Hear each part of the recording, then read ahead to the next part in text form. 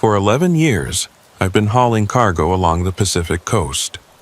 At 23, I left college because I couldn't succeed there. Then, while searching for a job where I could think without having to talk to too many people, I started. Big trucks suited me. Solitude suited me. The rhythm of the highway, the white lines disappearing under my hood, the sound of the engine. All of it added a meaning that classrooms and office jobs never did. Most drivers have their preferred routes. Some love the I-5 corridor through the Central Valley, a flat, predictable road where you can see for miles. Others prefer mountain passes, the challenge of inclines and curves. Me, I've always been drawn to Highway 101, that road hugging the coastline from Eureka to San Luis Obispo. There's something about driving with the Pacific on one side and the coastal mountains on the other that soothes my soul.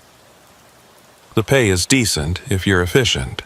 I work for a mid-sized outfit called Pacific North Logistics, hauling everything from lumber to seafood to electronics. We're not the biggest company, but we're reliable, and that counts for something in this business.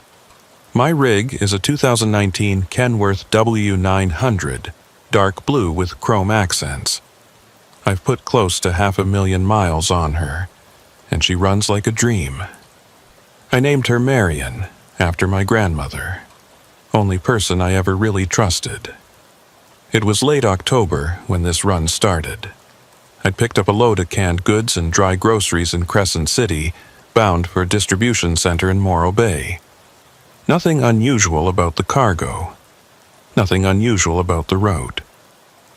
I'd made this exact run probably 50 times before. The dispatcher, a guy named Miller who'd been with the company longer than I had, gave me the paperwork and told me to take my time. Weather was supposed to be clear, but you never really know on the coast. Fog can roll in without warning, especially this time of year. I left the depot around 4 in the afternoon. The sun was already starting its descent toward the horizon, that particular slant of autumn light that makes everything look gold and temporary. I pulled onto 101 southbound and settled into the familiar rhythm of the road.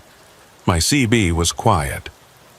Most drivers don't use them much anymore, preferring their phones, but I keep mine on out of habit. Sometimes you pick up useful information about traffic or road conditions. Sometimes you just hear the lonely voice of another driver pushing through the night. The first hour was easy. The road wound through dense stands of redwoods, the late afternoon sun breaking through the canopy in shafts of dusty light.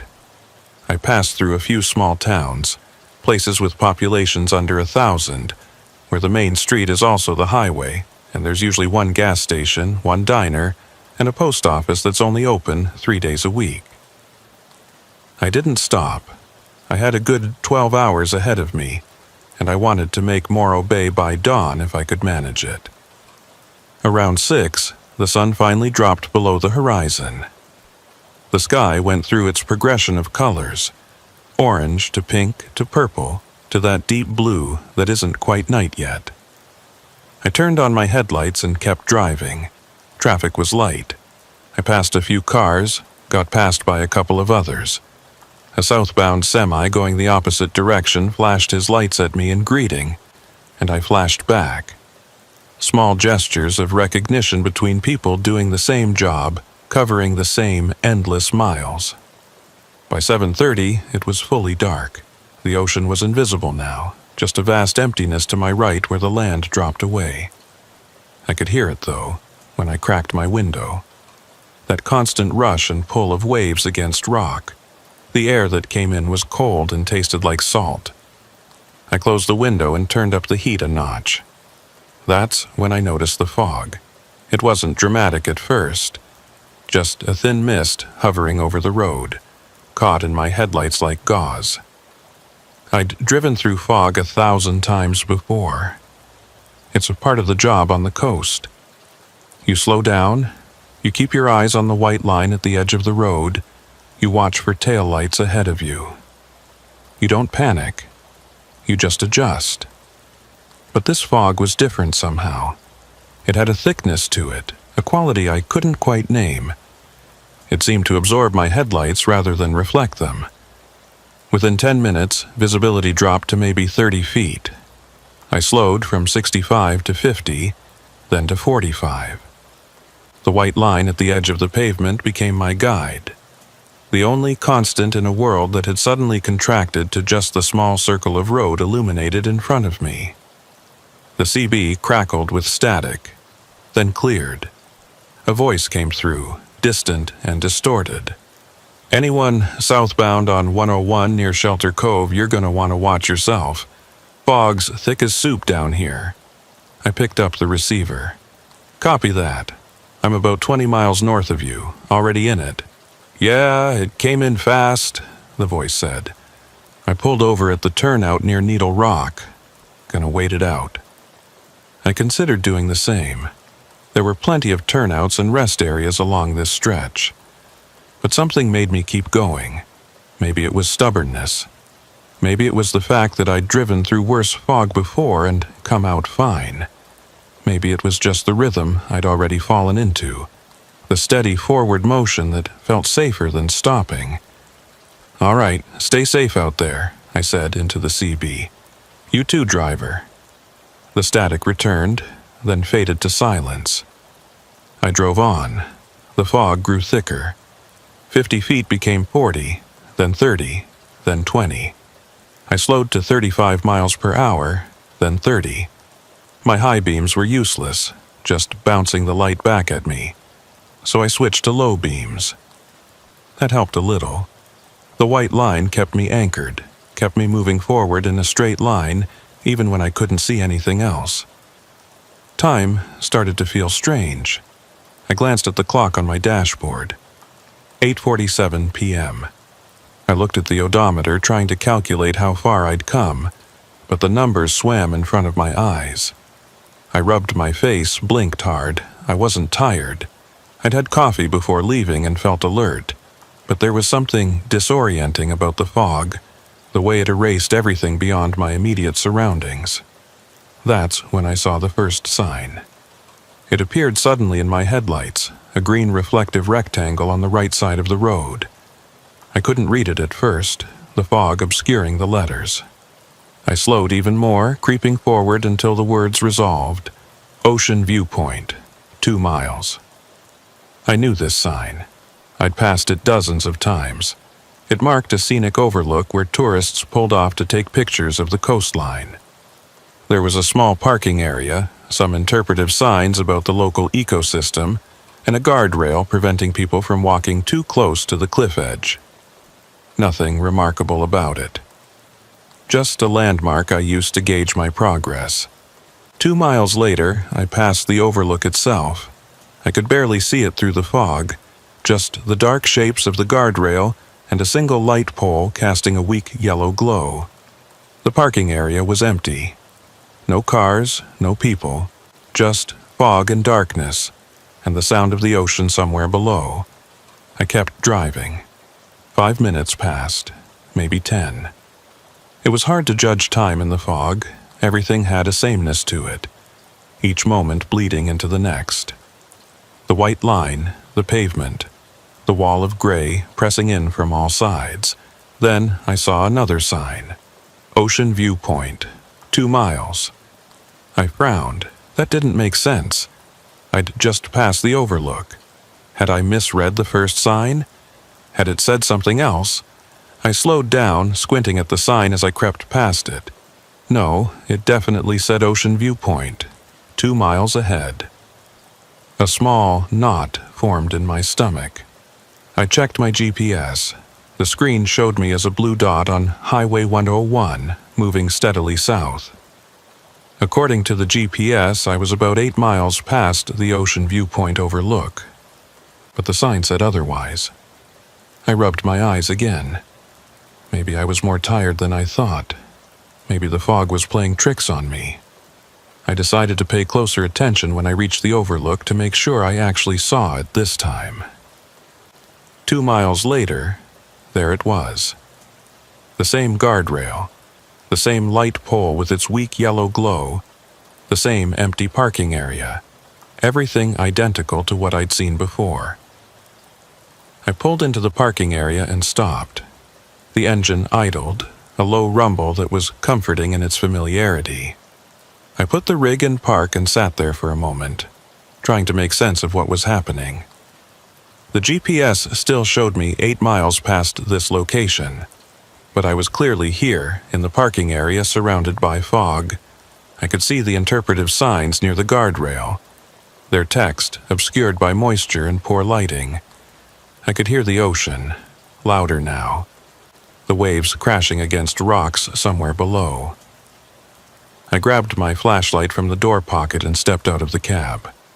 The cold hit me immediately, seeping through my jacket. The fog was so thick I could barely see the front of my truck. I walked toward the guardrail, my boots crunching on gravel. The flashlight beam cut through the fog in a weak cone, showing me a few feet at a time. I reached the guardrail and stopped. Beyond it, there was nothing. Just fog and darkness, and the sound of water. I couldn't see the ocean, couldn't see the rocks, couldn't see anything. It was like standing at the edge of the world. Something moved in my peripheral vision. I swung the flashlight toward it, but there was nothing there. Just fog. But I could have sworn I saw something, a shape or a shadow, darker than the surrounding gray. I stood very still, listening. Over the sound of the waves, I thought I heard something else. Footsteps, maybe.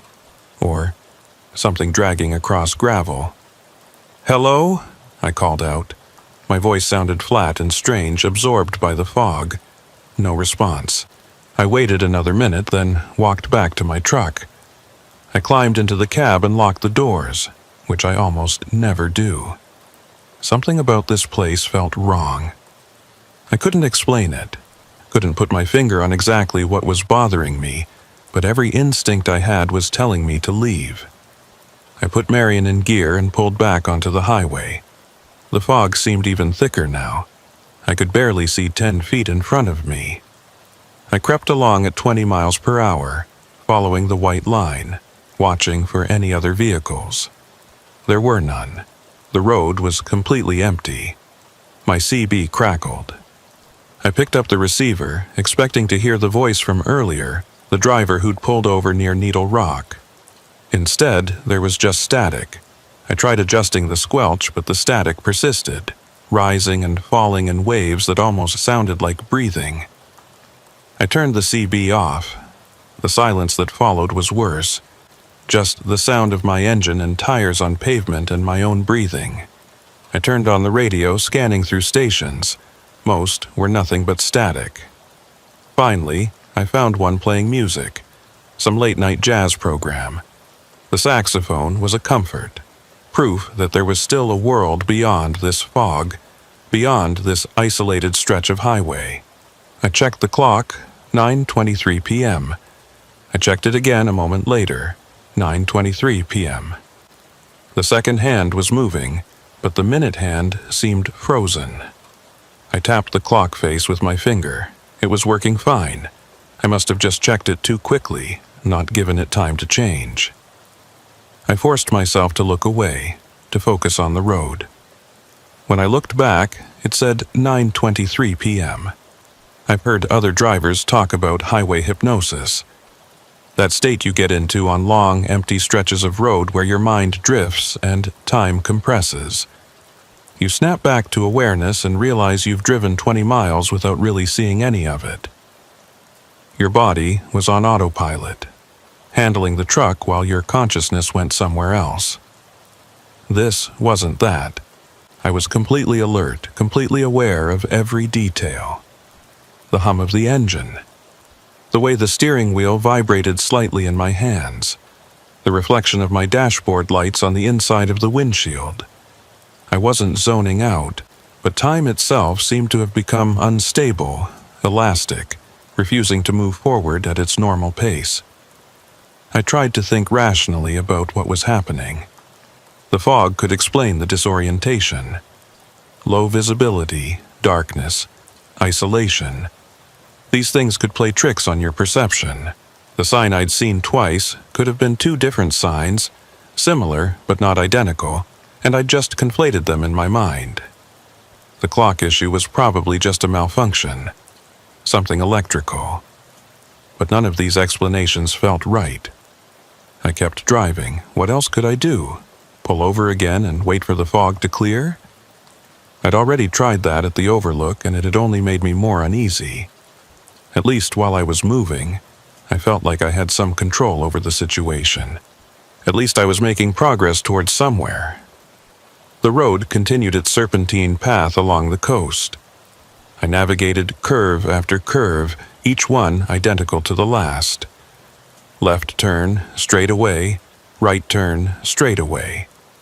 The pattern repeated endlessly. My headlights showed me the same view over and over. Pavement, white line, wall of fog. That's when I started noticing the mile markers. Highway 101 has mile markers every mile, small green signs that tell you exactly where you are. I'd passed thousands of them over the years, barely registering their presence. But now, in the fog, they became important. They were proof of forward motion, evidence that I was actually covering distance. Mile 67. 5 minutes later, mile 68. 5 minutes later, mile 69. The math didn't add up. At 20 miles per hour, I should be passing a mile marker every 3 minutes. But they were appearing every 5 minutes, sometimes longer. Was I going even slower than I thought? I checked my speedometer. Steady at 22 miles per hour. Mile 70. I gripped the steering wheel tighter. My palms were sweating despite the cold. Something was definitely wrong, but I couldn't figure out what. The road felt normal under my tires. The engine sounded normal. Everything was functioning exactly as it should, except time and distance. Those had become unreliable. The jazz station on the radio cut out, replaced by static. I turned the dial, searching for another station, but found nothing, just white noise on every frequency. I turned it off. The silence pressed in on me. I found myself holding my breath, listening for something without knowing what. The ocean was still there, that constant background rush. But there seemed to be other sounds, too, just at the edge of hearing. A rhythmic thumping that might have been my heartbeat, or might have been something else. A high-pitched tone that could have been tinnitus, or could have been real. Mile 71. I tried my phone. No signal. That wasn't unusual out here. There were plenty of dead zones along the coast, but it felt significant somehow, being completely cut off. No CB, no radio, no phone. Just me and Marion in this endless fog. I passed another sign. Mendocino, 47 miles. I knew Mendocino, a coastal town, population less than 1,000, known for its Victorian architecture and art galleries. A popular tourist destination. I'd driven through it many times, usually stopping for coffee at a place on Main Street that opened early. 47 miles at my current speed meant I'd be there in about 2 hours. I could stop there, wait for the fog to clear, maybe get some sleep. The thought was comforting. A destination, a goal, something to aim for. I drove on. The curves in the road seemed to tighten. I downshifted, taking them slower, feeling Marion lean slightly as we navigated each turn. My hands were cramping from gripping the wheel so hard. I flexed my fingers, tried to relax, but I couldn't shake the feeling that I needed to be ready for something, that at any moment I might need to react quickly. That's when I saw the light. It was far ahead, or at least it seemed far ahead in the fog. A single point of light, yellowish-white, stationary. My first thought was another vehicle, maybe stopped on the shoulder. But as I got closer, I realized it was too high off the ground to be car headlights. And it wasn't moving. I slowed even more, approaching cautiously. The light resolved into a lamppost, the kind you see in small town centers or outside old motels. It stood alone on the right side of the road, illuminating nothing but fog. There was no building nearby, no driveway, no reason for a light to be there. I stopped next to it and looked up through my windshield. The lamp cast a circle of weak light that extended maybe 10 feet in all directions before being swallowed by darkness. Moths or some other insects swarmed around it, their shadows flickering across the pavement. I started to pull away, but something made me stop. I looked at the base of the lamppost. There was something there, a dark shape that didn't belong. I put Marion in park and grabbed my flashlight. The cold hit me again when I opened the door. It seemed colder now than it had been at the overlook, the kind of damp cold that seeps into your bones. I walked to the lamppost, my flashlight beam joining its yellowed light. At the base of the post was a boot. Just one, a work boot, brown leather, well worn. Size looked like maybe a 10 or 11. It was lying on its side, laces still tied, as if someone had just stepped out of it and walked away. I looked around, shining my flashlight in all directions. The fog swallowed the beam within feet. There was no sign of the boot's owner, no other shoe, no footprints in the gravel beside the road. Just this one boot, sitting there for no reason I could understand. I should have left it. I should have gotten back in my truck and kept driving. But something made me pick it up. It was heavier than I expected, as if there was still a foot in it. But when I looked inside, it was empty, just a boot. I set it back down exactly where I'd found it and walked quickly back to Marion. My hands were shaking as I climbed into the cab. I locked the doors again, started driving. Mile 72. The lamppost disappeared behind me. I kept checking my mirrors, half expecting to see it reappear somehow, but there was only fog and darkness. I tried to think about what the boot meant. Someone had lost it, obviously. Maybe a hitchhiker who'd stopped to rest and hadn't tied it properly. Maybe someone from a road crew who'd left it behind accidentally. There were innocent explanations. But why was it so heavy? Why did it feel like there was still weight in it? I pushed the thought away. The road descended slightly and I could sense rather than see the ocean getting closer. The sound of waves grew louder, more immediate. I was probably only 100 feet or so above sea level now, maybe less. The fog seemed to carry moisture from the water, tiny droplets that accumulated on my windshield between wiper swipes. Mile 73. Mile 74. Mile 75. I checked the time, 9:41 p.m. That wasn't possible. I'd been driving for hours, or at least it felt like hours. But according to the clock, only 18 minutes had passed since I'd left the overlook. Unless I'd misread it earlier. Unless my memory was playing tricks on me. I tried to remember exactly what time I'd left Crescent City. 4 o'clock, I was sure of that. The dispatcher had noted it on the paperwork. 4 p.m. departure. That meant I should be somewhere around 11 p.m. now, maybe midnight. But the clock said 9:41 p.m. I grabbed my phone again, checked the time on it. The screen was dark. Dead battery?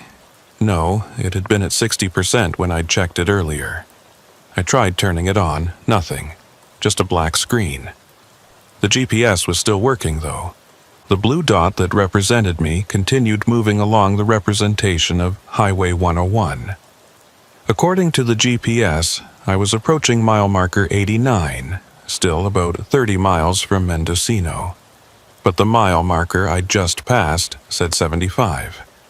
I pulled over again. I had to stop, had to think this through. The shoulder was narrow, barely wide enough for Marion, but I managed to get most of the truck off the road.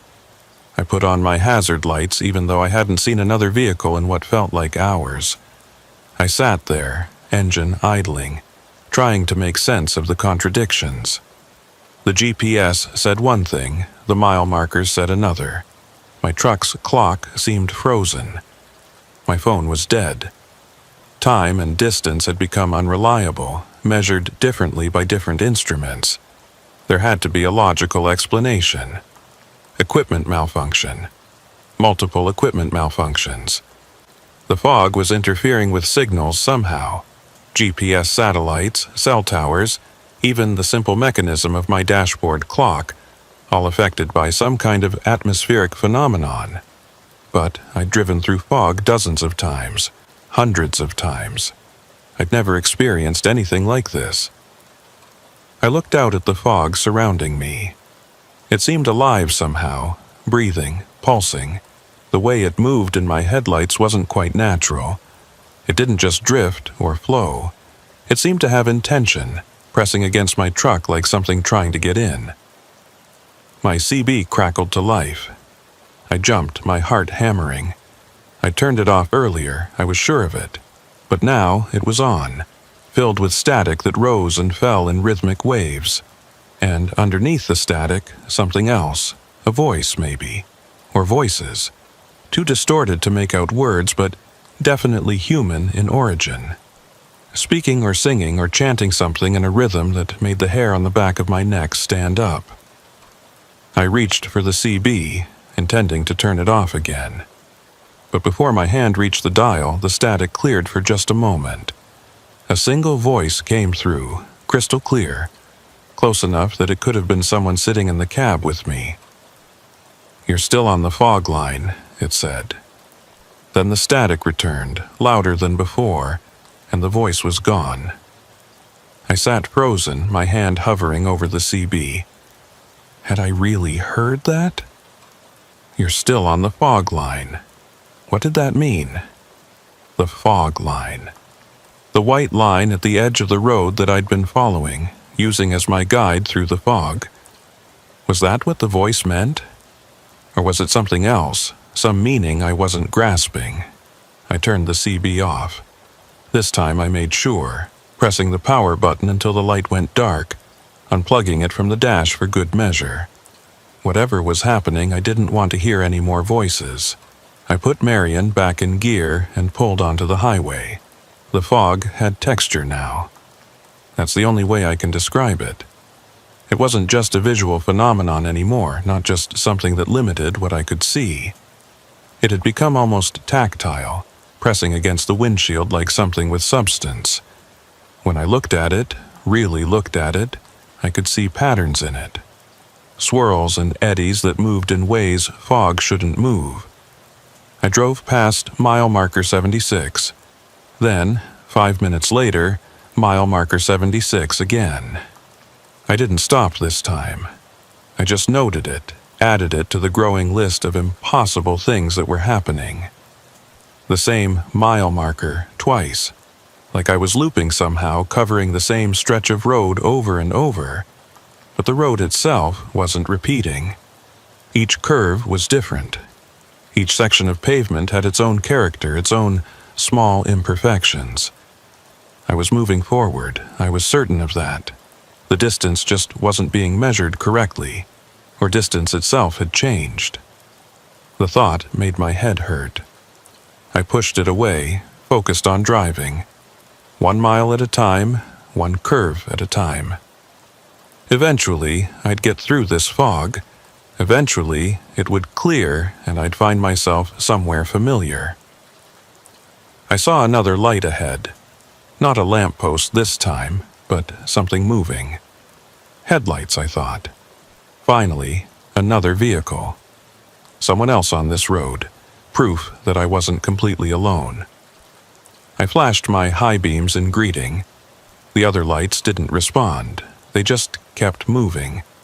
Steady and slow, roughly parallel to my position. After a moment, I realized they weren't on the road at all. They were out over the ocean, moving through the fog maybe 50 feet above the water. A boat?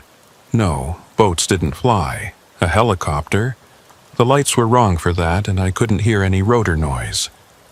I slowed down, watching the lights. They moved in a straight line, not affected by wind or weather, impossibly steady. Then they went out, not dimming or fading, but just ceasing to exist, like someone had flipped a switch. I realized I'd been holding my breath. I exhaled slowly, my hands trembling on the wheel. Not another vehicle then. Not anything I could explain or categorize. Just another impossible thing in a night that had become a catalog of impossibilities. Mile marker 77. I almost laughed. Progress. Actual, measurable progress. I was moving forward, even if it was only 1 mile at a time, even if the numbers didn't match my GPS or make sense with the amount of time that had passed. The road surface changed. I felt it through the steering wheel and the seat, a different texture under my tires. Looking down, I saw that the pavement had become darker, almost black, and perfectly smooth. No cracks, no patches, no wear marks. It looked new, as if it had just been laid, but I'd driven this section of 101 many times and I'd never seen fresh pavement here. The white line was still there, though, still guiding me forward. I kept my eyes on it. That's when I noticed the timing. I'd been following the white line for what felt like hours, never deviating, never losing sight of it even in the thickest fog. But now I realized something odd. The line never curved. It stayed perfectly straight, even though the road itself was full of curves and turns. I was turning the wheel, navigating bends in the highway, but the white line in front of me remained straight as a ruler. Geometrically, that didn't make sense. Unless I wasn't actually turning. Unless my perception of turning was false and I was really driving in a straight line. But I could feel the truck leaning into curves. I could feel the G-forces, subtle but present. The curves were real. Unless they weren't. Unless everything I was feeling was somehow manufactured. False sensory input my brain was creating to make sense of something it couldn't process. I shook my head violently, trying to clear it. This kind of thinking was dangerous. Start doubting your own senses and you could drive yourself crazy. The road was real. The fog was real. I was real. Whatever else was happening, I had to hold on to those basic facts. Mile marker 78, then mile marker 78 again, then mile marker 77. The numbers were going backward now. I was losing ground instead of gaining it. Or the markers themselves were lying, scrambled by the same force that had scrambled everything else. I checked my fuel gauge. 3/4 full. I'd started with a full tank, so that meant I'd used only 1/4 of it. At my average fuel consumption, that meant I'd driven maybe 150 miles. But according to my GPS, I'd barely moved 20 miles from the overlook. And according to the mile markers, I was oscillating between 76 and 78, going nowhere. The numbers didn't reconcile. Couldn't reconcile. I saw a sign ahead, scenic turnout, 1 mile. I didn't recognize this one. There were dozens of scenic turnouts along this stretch, and I didn't have them all memorized. But something about this sign bothered me. The font was wrong, slightly off from the standard highway department style. And the metal looked old, rusted around the edges, despite the fog's moisture which should have kept rust from forming so heavily. A mile later, or what felt like a mile, or what the odometer measured as a mile, I reached the turnout. It was larger than most, a crescent of pavement big enough for several cars. There was a single picnic table, and beyond it, a guardrail marking the cliff edge. And there was a truck. Not just any truck. A rig almost identical to Marion. Same model Kenworth, same dark blue paint, same chrome accents. It was backed into a parking spot, facing out toward the road, as if ready to leave at any moment. But there were no lights on in the cab, no engine running, just a dark, silent truck sitting in the fog. I pulled in next to it and stopped. For a long moment, I just sat there, staring at the other truck. The similarity was uncanny. Not just the same model, but the same year, the same configuration. Even the same small dent in the bumper that I'd gotten last year backing into a loading dock in Portland. I grabbed my flashlight and got out. The cold was intense now, well below what it should have been for late October on the coast. My breath came out in clouds that hung in the still air before dissipating. I walked to the other truck and shined my flashlight on the driver's door. The company logo was there, Pacific North Logistics, same as mine. I walked around to the back, looked at the license plate. Oregon plates, same as Marion. The plate number was different, though. 1 digit off from mine. Where Marion's plate ended in 437, this one ended in 438. I tried the driver's door. Locked. I cupped my hands against the window and looked inside. The interior was dark, but I could make out shapes. A coffee mug in the cup holder. Papers on the passenger seat. A jacket hanging from the hook behind the driver's seat. And something else. Something that made my stomach drop. On the dashboard, just visible in the beam of my flashlight, was a family photo in a small frame. I couldn't see the details, but the size and shape were identical to a photo I kept in the same spot in Marion's cab. A picture of my grandmother, the one I'd named the truck after. I backed away from the truck quickly, my heart pounding. This wasn't just similar to my truck, it was too similar. Almost like a copy, a duplicate created by someone who'd seen Marion but gotten a few details wrong. I looked around the turnout. The fog was thicker here, if that was possible.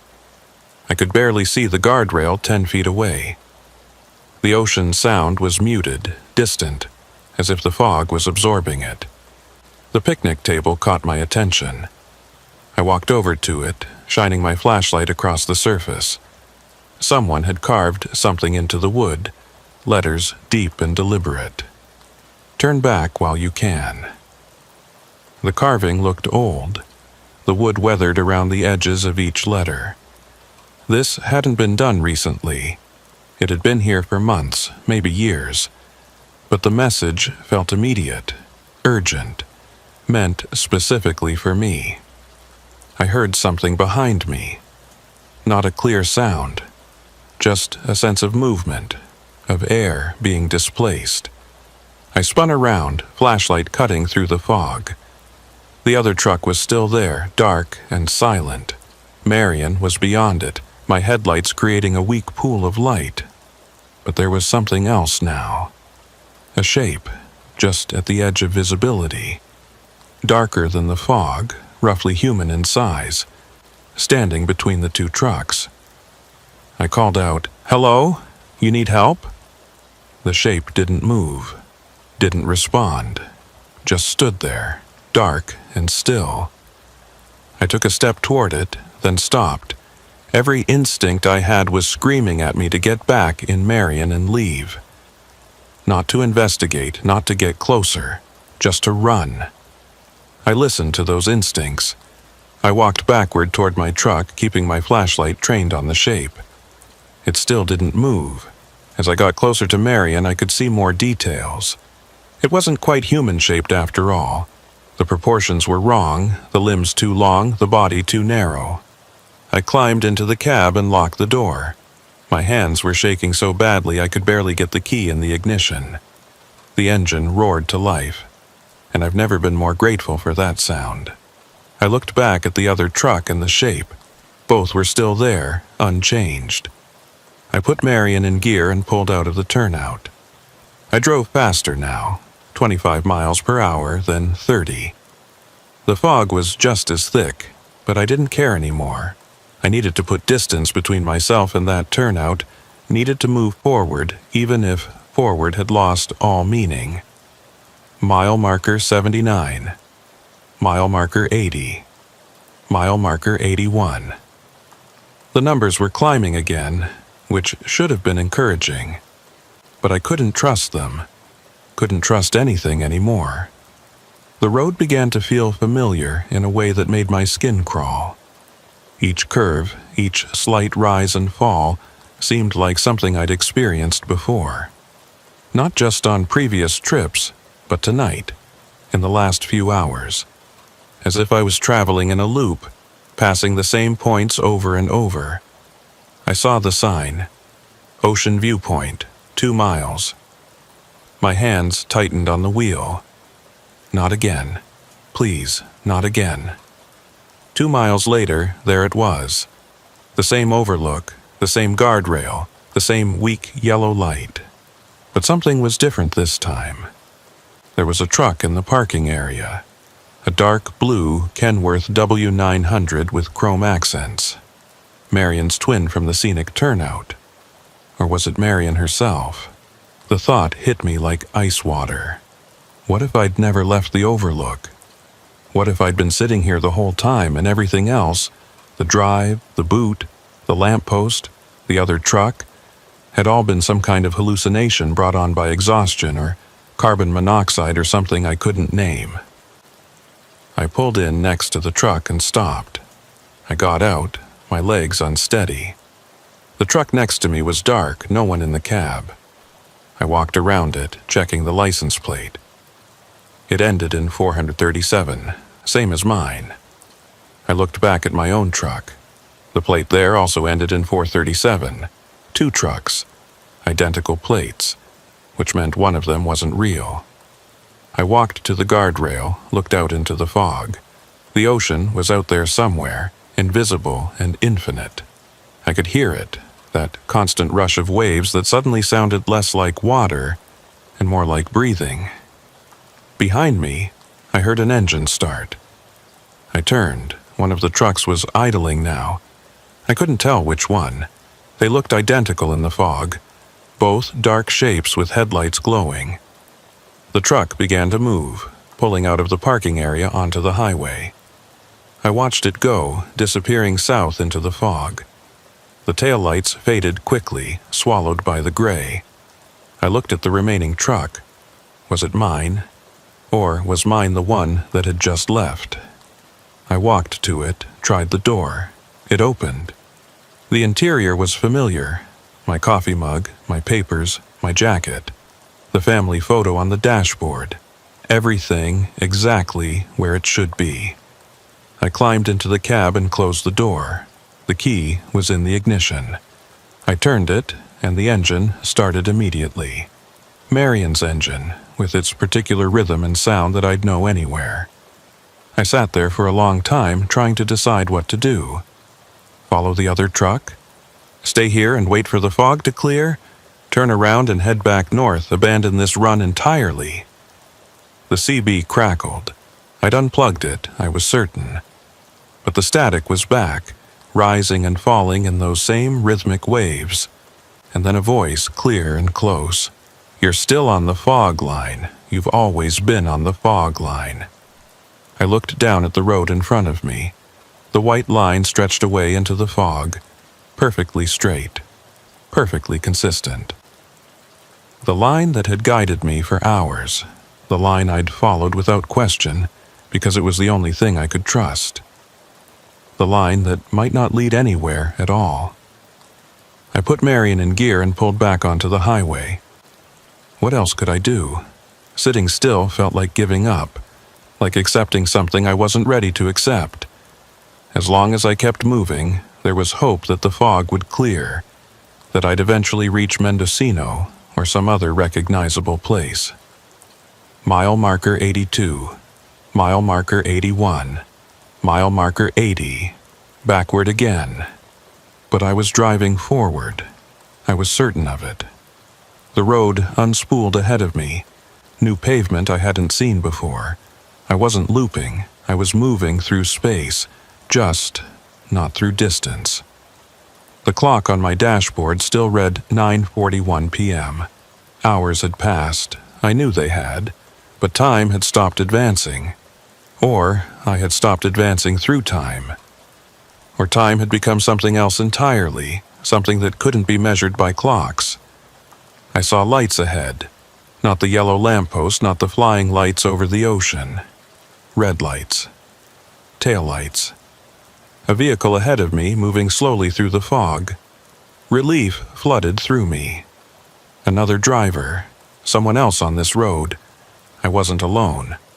I sped up slightly, closing the distance. The taillights grew larger, clearer. A truck, a semi from the height and spacing of the lights, moving at maybe 20 miles per hour, following the white line just like I was. I got closer, maybe 30 feet back, close enough to see details through the fog. The truck was a Kenworth W900, dark blue with chrome accents. The license plate ended in 437. I was following myself, or something was following me using my own image as a disguise, or the road had folded somehow, creating a loop where my own vehicle appeared ahead of me. I slowed down, letting the distance between us grow. The taillights faded back into the fog. I watched them disappear, counted to 10, then sped up again. The lights reappeared, same distance, same truck, following the same white line through the same fog. I tried turning off my headlights, thinking maybe the truck ahead would disappear if I couldn't see it. But when I flipped the switch, my dashboard went dark, my engine cut out, and Marion began to slow. I quickly turned the lights back on, and everything resumed. The truck ahead was still there. I tried the CB one more time, even though I'd unplugged it. Static filled the cab, but underneath it I could hear something new. Music. The same jazz program I'd been listening to hours ago. The saxophone solo wound through the static, clear and melancholy, and then a voice speaking over the music. The fog line run. Some drivers start it. None of them finish it. You just keep driving, keep following that white line, thinking you're making progress. But the line goes nowhere. It's just a line in the fog. The static surged, drowning out the voice. I reached for the CB to turn it off, but stopped. Because the voice had sounded familiar. Not like the other voices I'd heard tonight. This one I recognized. It had sounded like me. The road ahead curved sharply to the right. I followed it, turning the wheel, feeling Marion lean into the curve. The white line curved with me, staying at the edge of my vision, constant and reliable. Except when I came out of the curve, I was facing the opposite direction, north instead of south. The GPS confirmed it. The little blue dot had flipped, was now moving back the way I'd come, but I hadn't turned around. I'd just followed the curve in the road. The road had turned me around without me realizing it. I corrected course, making a U-turn to head south again. The GPS dot flipped back. Everything seemed normal for about 30 seconds. Then the road curved again, and again I came out facing north. I corrected again. The pattern repeated. Every curve was rotating me, spinning me around so gradually that I couldn't feel it happening. I was driving in circles, following the white line in circles. The realization should have terrified me more than it did, but I'd moved beyond terror into something else, a kind of numb acceptance. Nothing made sense. The rules of reality had been suspended. I was trapped in something that operated by logic I couldn't understand. So I kept driving, because stopping seemed worse than moving, even if the movement was pointless, even if I was going nowhere. Mile marker 76, mile marker 77, mile marker 76, mile marker 78, mile marker 76. The numbers jumped randomly now, not even pretending to follow a sequence. The mile markers themselves seemed to shift position, appearing on the left side of the road instead of the right, or in the middle of the lane, or floating above the pavement. I drove past the boot again. Still there at the base of that lone lamppost. Or maybe a different boot. There was no way to tell. I drove past the scenic turnout. The dark blue Kenworth was there. Or maybe it wasn't. The fog made it hard to be certain. I drove past the Ocean View Point overlook. Empty this time. Or maybe I was the one parked there, watching myself drive by. The boundaries between events were dissolving. Past and present and future all existing simultaneously, all accessible at once. I'd driven this road before. I was driving it now. I would drive it forever. All of those statements were true. The CB spoke. You can stop anytime. Just pull over. Step out of the truck. Walk into the fog. It's easier than you think. I didn't respond. I kept my hands on the wheel, my eyes on the white line. The voice continued. There are others out here. Drivers who made the same choice you did. To keep going instead of stopping. To follow the line instead of trusting their instincts. They're still driving too. You'll see them eventually. Or maybe you already have. The dark blue Kenworth in the overlook. The truck I'd been following, my own taillights appearing ahead of me in the fog. How many of us were there? How many drivers trapped on the fog line, circling endlessly through the same impossible miles? I checked my fuel gauge. Still 3/4 full. No matter how far I drove, it never changed. Infinite fuel for an infinite journey. The fog began to glow. Not brighter, but different. A kind of phosphorescence, like deep-sea creatures emit. The pavement glowed too, and the white line, and my own hands on the steering wheel. Everything taking on that eerie light. I thought about stopping. The voice was right. It would be easy. Just pull over, turn off the engine, step out into the fog. Let it take me wherever it took the others. But I didn't. Some stubborn part of me refused to give up, refused to accept that this was all there was, that I'd spend eternity driving through fog on a highway that went nowhere. So I kept going. Mile marker 76. And that's where I still am, if am means anything anymore. If still has any meaning in a place where time doesn't move. I'm on Highway 1001 southbound, somewhere between Crescent City and Mendocino, following the white fog line through the endless gray, passing the same mile markers, seeing the same landmarks, driving the same curves over and over. The truck's clock reads 9:41 p.m. It always reads 9:41 p.m. The GPS says I'm 20 miles from where I started. The mile markers say I'm looping through a 3-mile stretch. The odometer says I've driven 8,000 miles since this began. All of those things are true. None of them matter. Sometimes I see other trucks in the fog. Dark shapes moving parallel to me, just visible at the edge of my headlights. I don't try to reach them anymore. I know what they are. Reflections, echoes, other versions of myself or other drivers who made the same mistake I did. The CB occasionally crackles with voices. Other truckers, maybe, calling out to each other across the fog. Or just the same voice repeating endlessly, offering the same advice I'll never take. Stop. Pull over. Walk into the fog.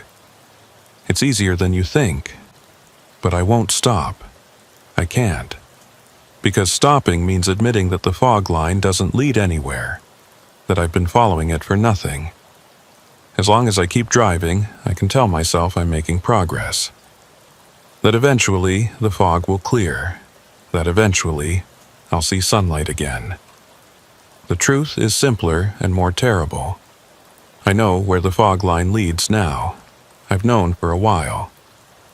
Maybe I knew from the beginning, from the moment I decided not to pull over at the first sign of trouble. The fog line leads back to itself. A perfect circle, a loop with no exit, and I'm still driving it, following that white line through the gray, watching the mile markers flip backward and forward, listening to the voices on the CB offer advice I can't take. I'll be here tomorrow, and the day after that, and the day after that, unless tomorrow never comes, unless today never ends, unless this moment right now, my hands on the wheel, my eyes on the line, the fog pressing against my windshield, is the only moment there is, repeating forever, a single second stretched into eternity. I used to be a trucker who ran freight up and down the Pacific coast. Now I'm something else. Something that drives but never arrives. Something that moves but never changes position. Something that follows the fog line forever, because that's all there is to follow. And stopping would mean facing what I've become. So I drive, through the fog, following the line. And if you're ever on Highway 101 late at night and you see a dark blue Kenworth in your mirrors, appearing and disappearing in the fog, following the same path you're following, don't slow down. Don't pull over to check if I need help. Because I don't need help. I'm exactly where I chose to be, the moment I decided the white line was more trustworthy than my own instincts. I'm still on the fog line. I'll always be on the fog line. And the terrible thing is, I'm starting to think that's exactly where I belong. My name is Jack Briggs, and I've been hauling freight along the West Coast for the better part of 9 years. Before that, I did a stint in the Navy, 4 years on a destroyer out of San Diego. When I got out, I thought I'd miss the ocean, thought I'd need to stay close to it. Turns out, driving the coastal routes was the perfect compromise. I get to see the Pacific every day, but I sleep in my own bed most nights, not some cramped bunk with 40 other guys snoring around me. I work for a company called Cascade Freight Solutions, based out of Eugene, Oregon. We're a mid-sized operation, maybe 30 drivers total, running everything from Portland down to Los Angeles and back. The pay is steady, the equipment is well maintained, and the dispatchers actually listen when you call in with a problem. After some of the outfits I worked for when I first started, that's worth its weight in gold. My truck is a 2020 Peterbilt 579, white with green accents that match the company colors. I call her Betty, after my ex-wife. We're both stubborn. We both require constant maintenance, and we both get temperamental when we don't get enough sleep. But when things are running smooth, there's nothing better. This particular run started on a Wednesday in early November. I'd picked up a load of electronics in Portland.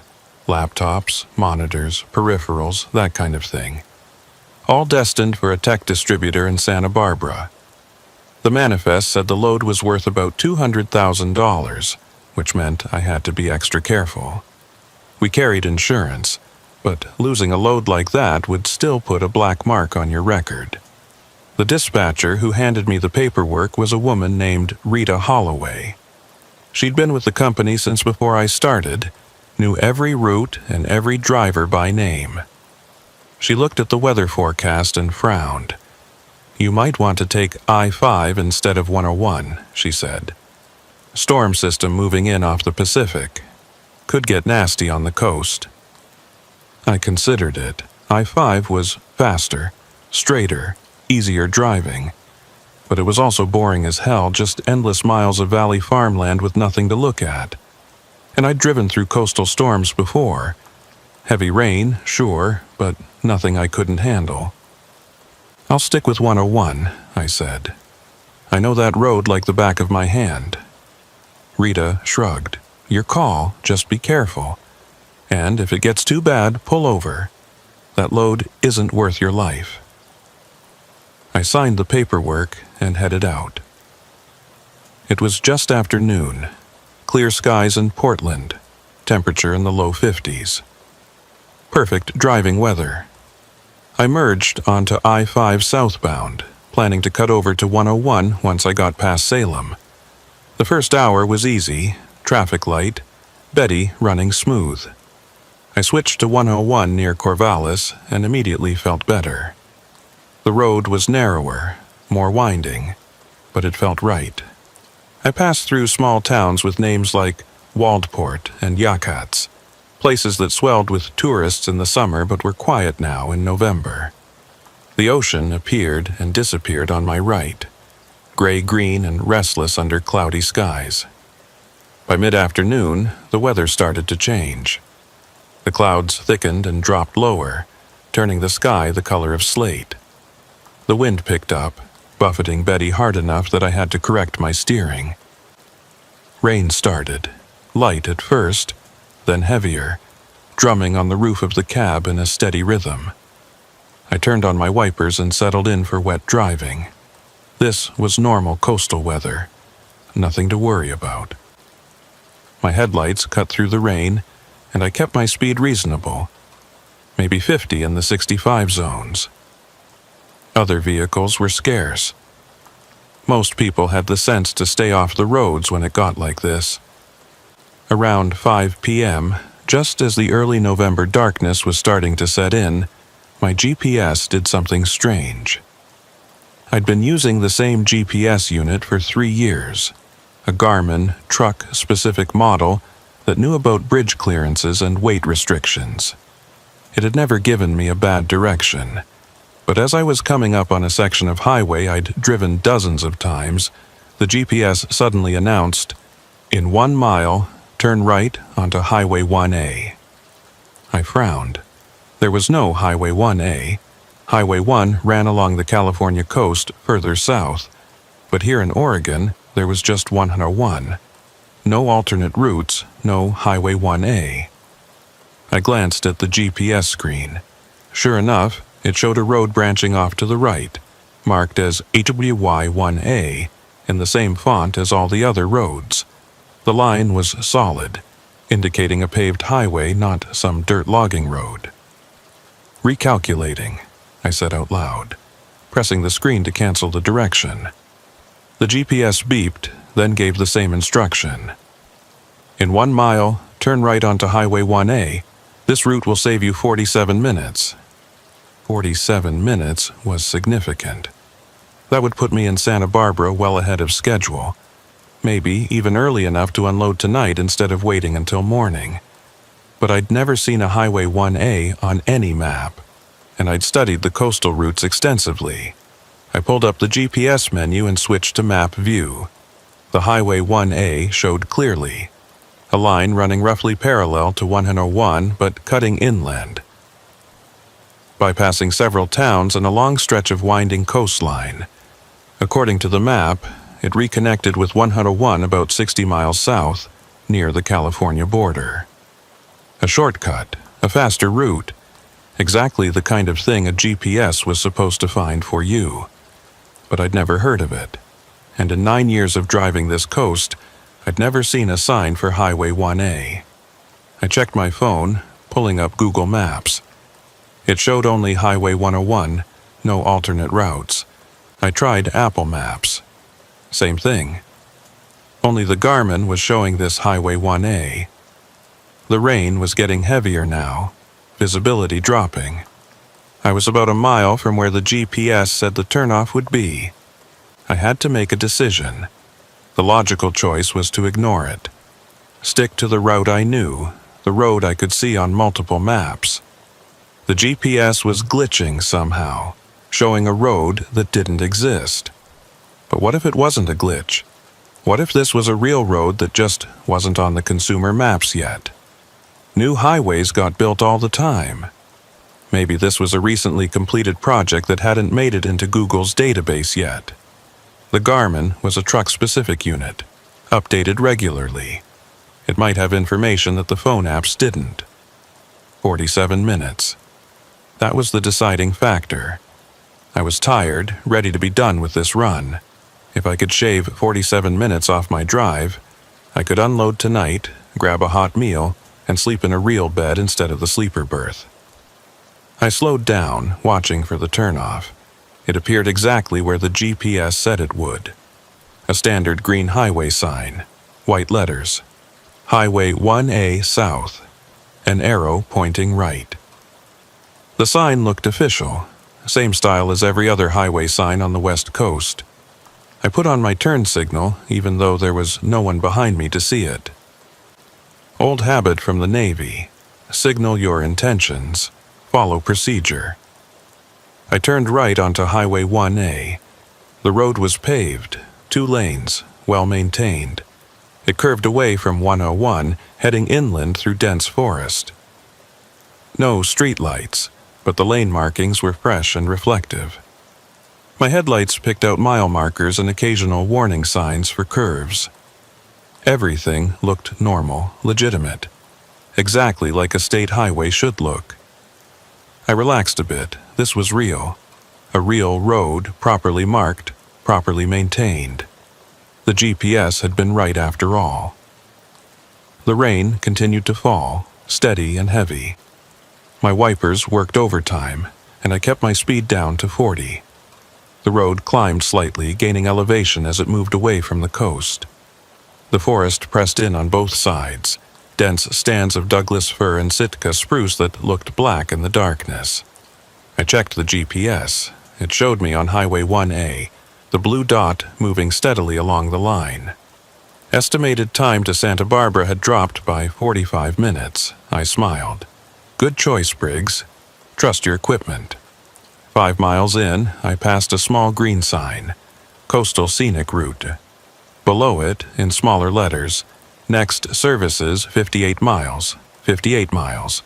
That was a long stretch without gas stations or rest stops, but I had 3/4 of a tank, plenty to get me back to 101. I made a mental note to fill up once I reached the coast again. The road continued to climb. I could feel the grade, gentle but persistent. Betty's engine worked a little harder, the RPMs climbing slightly. According to the GPS, I was gaining elevation, moving up into the coastal range. That made sense. A shortcut inland would have to cross the mountains rather than following the winding coastal route. 10 miles in, I noticed something odd. There were no other vehicles. Not ahead of me, not behind me, not a single car going the opposite direction. On Highway 101, even in bad weather, you'd see someone every few minutes. But here on Highway 1A, I was completely alone. Maybe the road was too new. Maybe it hadn't been publicized yet, so only GPS units knew about it. Or maybe the weather was keeping people off the roads entirely. Both explanations made sense, but something about the isolation bothered me. I turned on my CB radio, scanning through the channels. Usually, you could pick up some chatter, truckers talking about road conditions or weather, or just shooting the breeze to stay awake. But all I got was static, white noise that rose and fell in strange patterns. I tried my phone. No signal. That wasn't unusual in the coastal mountains, lots of dead zones where the terrain blocked the cell towers. I wasn't worried. I had the GPS, and it was working fine. 15 miles in, the road leveled out. I was on some kind of plateau, the forest still thick on both sides. The rain had lessened to a drizzle, visibility improving slightly. In my headlights, I could see that the pavement was perfect, not a single pothole or crack. Whoever had built this road had done quality work. I checked the time, 6:23 p.m. I'd been on Highway 1A for about 20 minutes. According to the GPS, I had another 40 miles before rejoining 101. Call it another hour at my current speed. Still putting me way ahead of schedule. That's when I saw the first animal. It darted across the road about 50 feet in front of me, moving right to left. In the brief moment it was caught in my headlights, I got an impression of something large and dark. A deer, probably, or maybe an elk. They were common in these forests, but it moved wrong. Too fast, too low to the ground. The shape wasn't quite right either. The proportions off somehow. I slowed down, watching the tree line. If there was one animal, there might be more. The last thing I needed was to hit a deer with a $200,000 load in the back. Nothing else appeared. The forest remained dark and still. I kept driving, but slower now, maybe 35 miles per hour. 20 miles in, I passed another sign. Steep grade ahead, 6% decline. Trucks use lower gear. I downshifted, feeling Betty's engine brake engage. The road began to descend, winding down the far side of the plateau. The curves were tight, hairpin turns that required my full attention. I'd been right to slow down. At the apex of one curve, my headlights swept across something that made me brake hard. There, at the edge of the road, was a vehicle. An old pickup truck, maybe from the 70s, pulled halfway into the ditch. The driver's door was open, the interior light on. I stopped Betty about 30 feet away and put on my hazard lights. The rain had picked up again, and I could barely see the truck through my windshield. I grabbed my flashlight and my rain jacket. The cold hit me when I opened the door. It had dropped at least 15 degrees since I'd left Portland. My breath came out in visible puffs. I zipped up my jacket and walked toward the pickup. It was a Ford F-150. Orange paint faded to pale peach, rust eating at the wheel wells. The Oregon license plate was so old, it was the blue and white style they'd stopped using in the 90s. The truck looked abandoned, but the interior light suggested someone had been here recently. I shined my flashlight through the open driver's door. The keys were in the ignition, turned to the off position. The bench seat was empty. No personal items, no trash. The glove box hung open, papers scattered across the passenger seat. I checked the bed of the truck. Empty, except for a spare tire and some tools. No signs of what might have brought the truck here or where the driver had gone. "Hello?" I called out. My voice sounded flat in the rain. "Anyone need help?" No response. Just the sound of water dripping from the trees and the idle of Betty's engine behind me. I looked at the ground, trying to find footprints, but the rain had turned everything to mud. If someone had walked away from here, their tracks were gone. I should have called it in, reported an abandoned vehicle. But my phone had no signal, and my CB wasn't picking up anything but static. I made a mental note to report it when I got back to 101, when I could reach a dispatcher. I walked back to Betty, my flashlight sweeping the tree line one more time. For just a moment, I thought I saw something standing among the trees. A figure, tall and thin, watching me. But when I focused my light on the spot, there was nothing. Just shadows and rain. I climbed back into the cab, locked the door, and put Betty in gear. As I pulled away, I checked my mirrors. The pickup's interior light was still on, casting a weak glow on the empty seat. I drove faster now, wanting to put distance between myself and that truck. Something about it felt wrong, though I couldn't articulate exactly what. Maybe it was just the strangeness of finding an abandoned vehicle on a road that supposedly no one else was using. 25 miles in, the GPS showed me halfway to the reconnection point with 101. I'd covered good distance despite the weather and the curves. Betty was running well. No warning lights, no problems. But I couldn't shake the feeling that something was off. The road leveled out again after the steep descent, running through a valley I didn't recognize. The forest had changed character somehow. The trees were denser, older, their branches hanging low over the road like arthritic fingers. Even with my headlights and the occasional flash of lightning from the storm, the darkness felt absolute, swallowing everything beyond the immediate stretch of pavement. 30 miles in, I started seeing more signs, but they were strange, not quite right.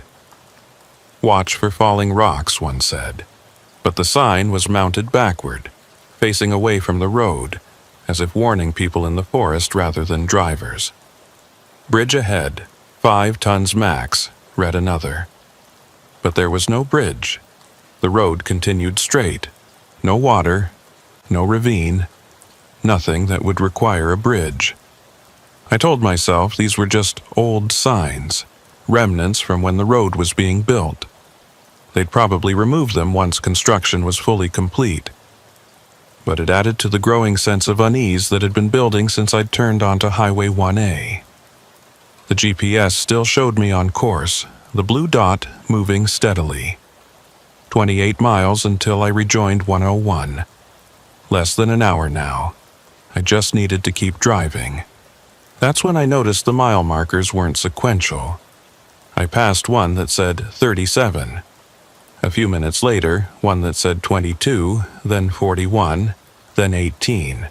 They appeared at irregular intervals, the numbers jumping around randomly, like someone had installed them without any plan or system. I tried to rationalize it. Maybe they were measuring distance from some point other than where I'd entered the highway. Maybe they were old markers from a different road that had occupied this route before. Maybe they weren't mile markers at all, but some other kind of indicator I didn't understand. But the explanation didn't sit right. Mile markers were standardized, regulated. You didn't just put them up randomly. 35 miles in, I saw something that made me slow down again. There, in the middle of the road, was a pile of what looked like clothes. I stopped Betty about 20 feet away, put on my hazards, and grabbed my flashlight. The rain had lessened to a light mist. I approached the pile carefully, my flashlight beam revealing details. It was clothes, a jacket, jeans, boots. But they were laid out in a pattern, arranged like someone had carefully placed them to form the outline of a person. Arms spread, legs straight, the jacket positioned where a torso would be. I looked around, expecting to see someone watching, waiting to jump out and laugh at the prank. But the forest remained silent and dark. No movement, no sound except for the drip of water from the trees. I bent down to examine the clothes more closely.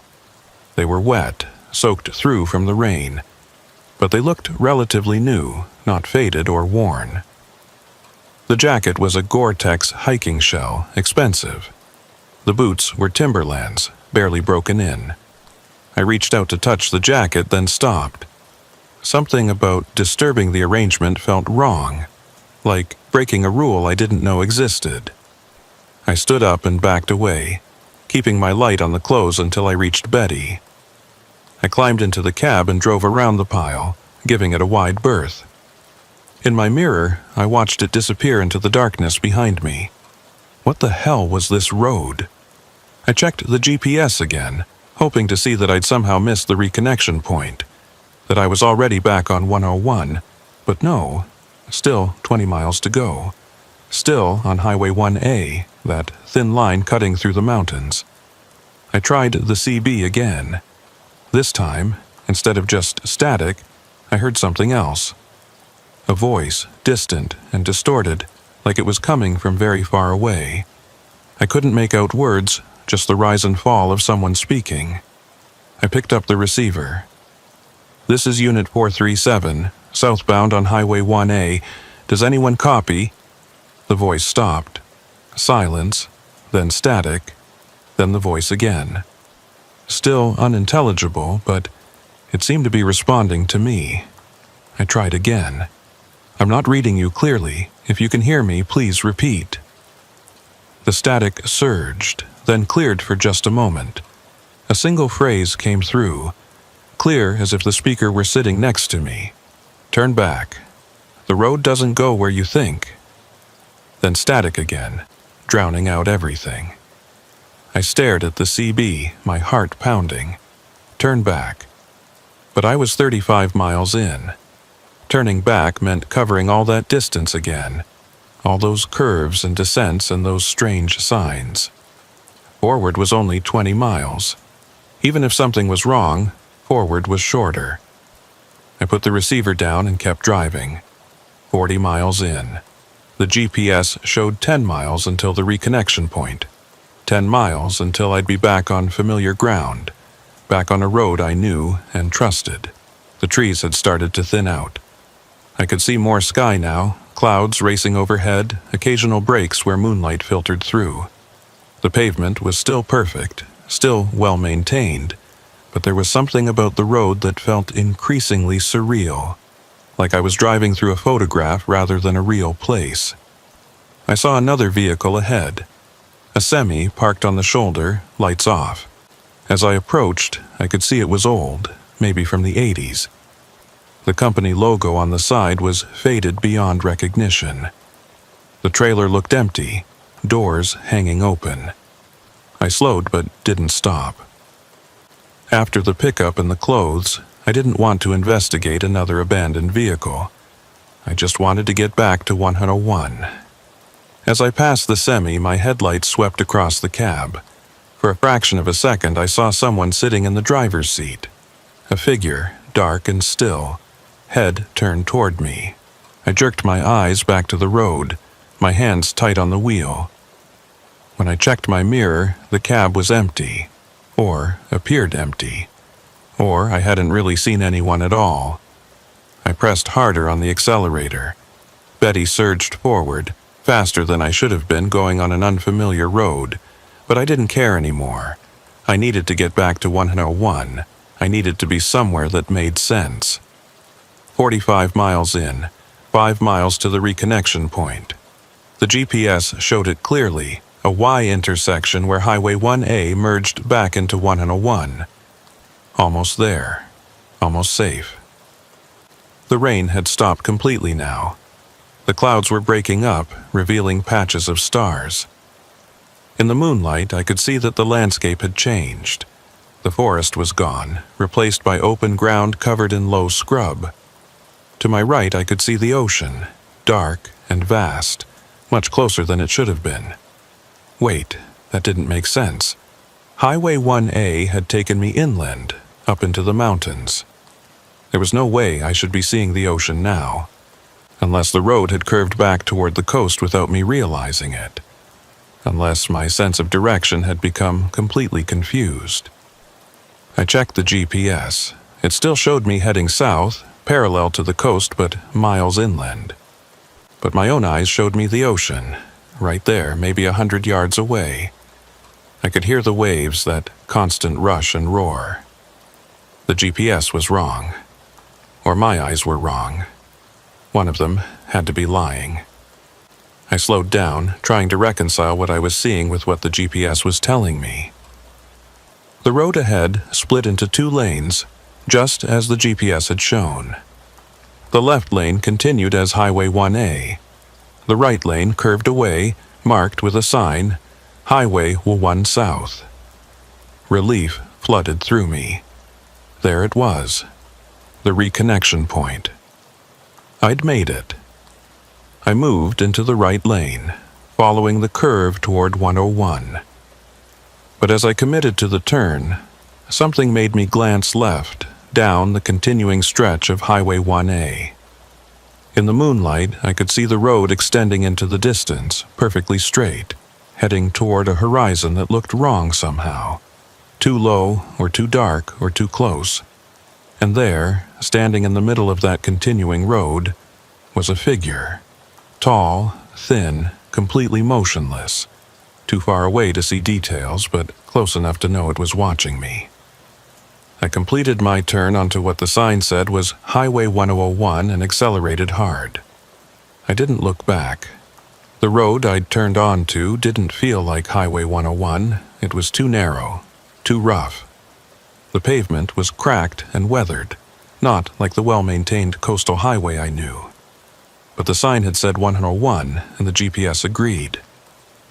I was back on the main highway heading south toward California. I should have felt relief. Instead, the unease that had been building all evening reached a new intensity. Something about this road felt wrong in ways I couldn't articulate. The curves were too tight, the grade too steep, the trees too close on both sides. I checked my speed, 30 miles per hour. I checked my GPS, Highway 101 South, as it should be. I checked my mirrors, empty darkness behind me. Everything was normal, everything was fine. Except it wasn't. I'd driven Highway 101 dozens of times. I knew every town, every landmark, every stretch of coastline. But nothing I was seeing matched my memory. The road climbed when it should have descended. It curved left when I expected it to curve right. The ocean, which should have been on my right, was nowhere to be seen. I passed a sign. Entering Sierra Cove. Population 3 in 47. I'd never heard of Sierra Cove. I'd studied maps of the entire coastal route, memorized every town no matter how small. There was no Sierra Cove on Highway 101, anywhere. The town appeared in my headlights. A single street with maybe a dozen buildings, all dark. No streetlights, no signs of life. Just empty structures pressed close to the road, their windows like vacant eyes watching me pass. I drove slowly through the town, my foot hovering over the brake. Every instinct I had was screaming that I should stop, should turn around, should get off this road immediately. But turn around to where? Back to Highway 1A? Back to that figure standing in the road? Forward was the only option. Forward had to lead somewhere real eventually. The town ended as abruptly as it had begun. One moment I was passing between dark buildings. The next I was back in open country with forest on both sides. I checked my GPS. It showed no town, no Sierra Cove, just a blank stretch of Highway 101. I was breathing hard, my heart hammering against my ribs. I forced myself to slow down, to think rationally. The GPS had to be right. It was satellite-based, updated regularly, maintained by a company whose entire business model depended on accuracy. If it said I was on Highway 101, I was on Highway 101. But my eyes said otherwise. Everything I was seeing contradicted what the GPS showed. And I trusted my eyes. I trusted my own memory of this route. I'd driven it too many times to be this confused. I needed to stop and figure out what was happening. I needed to check a paper map, compare it to the GPS, maybe even backtrack to a point I recognized. But there was nowhere to pull over. The road was too narrow, the shoulders too soft. I could see tire tracks where other vehicles had tried to pull off and gotten stuck in the mud. So I kept driving, looking for a safe place to stop. 5 miles past Sierra Cove, I saw a rest area sign. Coastal viewpoint, 1 mile. Finally, somewhere to pull over. Somewhere to collect my thoughts. The rest area appeared on schedule. A small paved lot with a single picnic table and a viewing platform. I pulled in and stopped, putting Betty in the park but leaving the engine running. I wasn't ready to shut down completely, not yet. I grabbed my atlas from the storage compartment behind the seat. It was 3 years old, but roads didn't change that much in 3 years. I flipped to the Oregon coast page and traced Highway 11 with my finger. From Crescent City south to the California border, there was no Highway 1A. No alternate route, no shortcut, no inland bypass. Just 101. Following the coast. Winding and slow. Exactly as I'd always known it. But I'd driven on Highway 1A. I'd seen the signs, felt the curves, passed the mile markers. It had been real. As real as the steering wheel in my hands. I checked the GPS. It showed me on Highway 101, about 10 miles north of the California border. According to it, I'd never left the coastal highway. Highway 1A wasn't in its database, wasn't on its map. As far as the GPS was concerned, I'd been on 101 the entire time. I looked at my odometer. I'd driven 83 miles since leaving Portland. According to my usual route knowledge, I should have been much further south. The numbers didn't match. Nothing matched. I got out of the cab, needing to move, needing to feel something solid and real. The viewing platform was about 30 feet from where I'd parked. I walked to it, my flashlight cutting through the darkness. The platform overlooked what should have been the ocean. But when I reached the railing and looked out, I saw something else. A vast, empty space, too dark to be water, too still to be sky. It felt like looking over the edge of the world into nothing. I stepped back from the railing, my stomach twisting. I shined my flashlight down into the void. The beam seemed to extend forever without hitting anything, just disappearing into darkness. I heard something behind me. Footsteps on pavement, slow and deliberate. I spun around, my light sweeping across the rest area. There was nothing there. Just Betty, her engine idling, her lights cutting cones through the darkness. The picnic table, empty. The road, empty. But I'd heard footsteps. I was certain of it. I walked quickly back to the truck, my light sweeping back and forth, checking every shadow. I climbed into the cab and locked the doors. My hands were shaking as I put Betty in gear. That's when I saw it. On the picnic table, something that hadn't been there before. A piece of paper held down by a rock. I should have left it. I should have driven away immediately. But I couldn't. I needed to know. I got back out, walked to the table, picked up the paper. It was a map, hand-drawn in black ink on what looked like old parchment.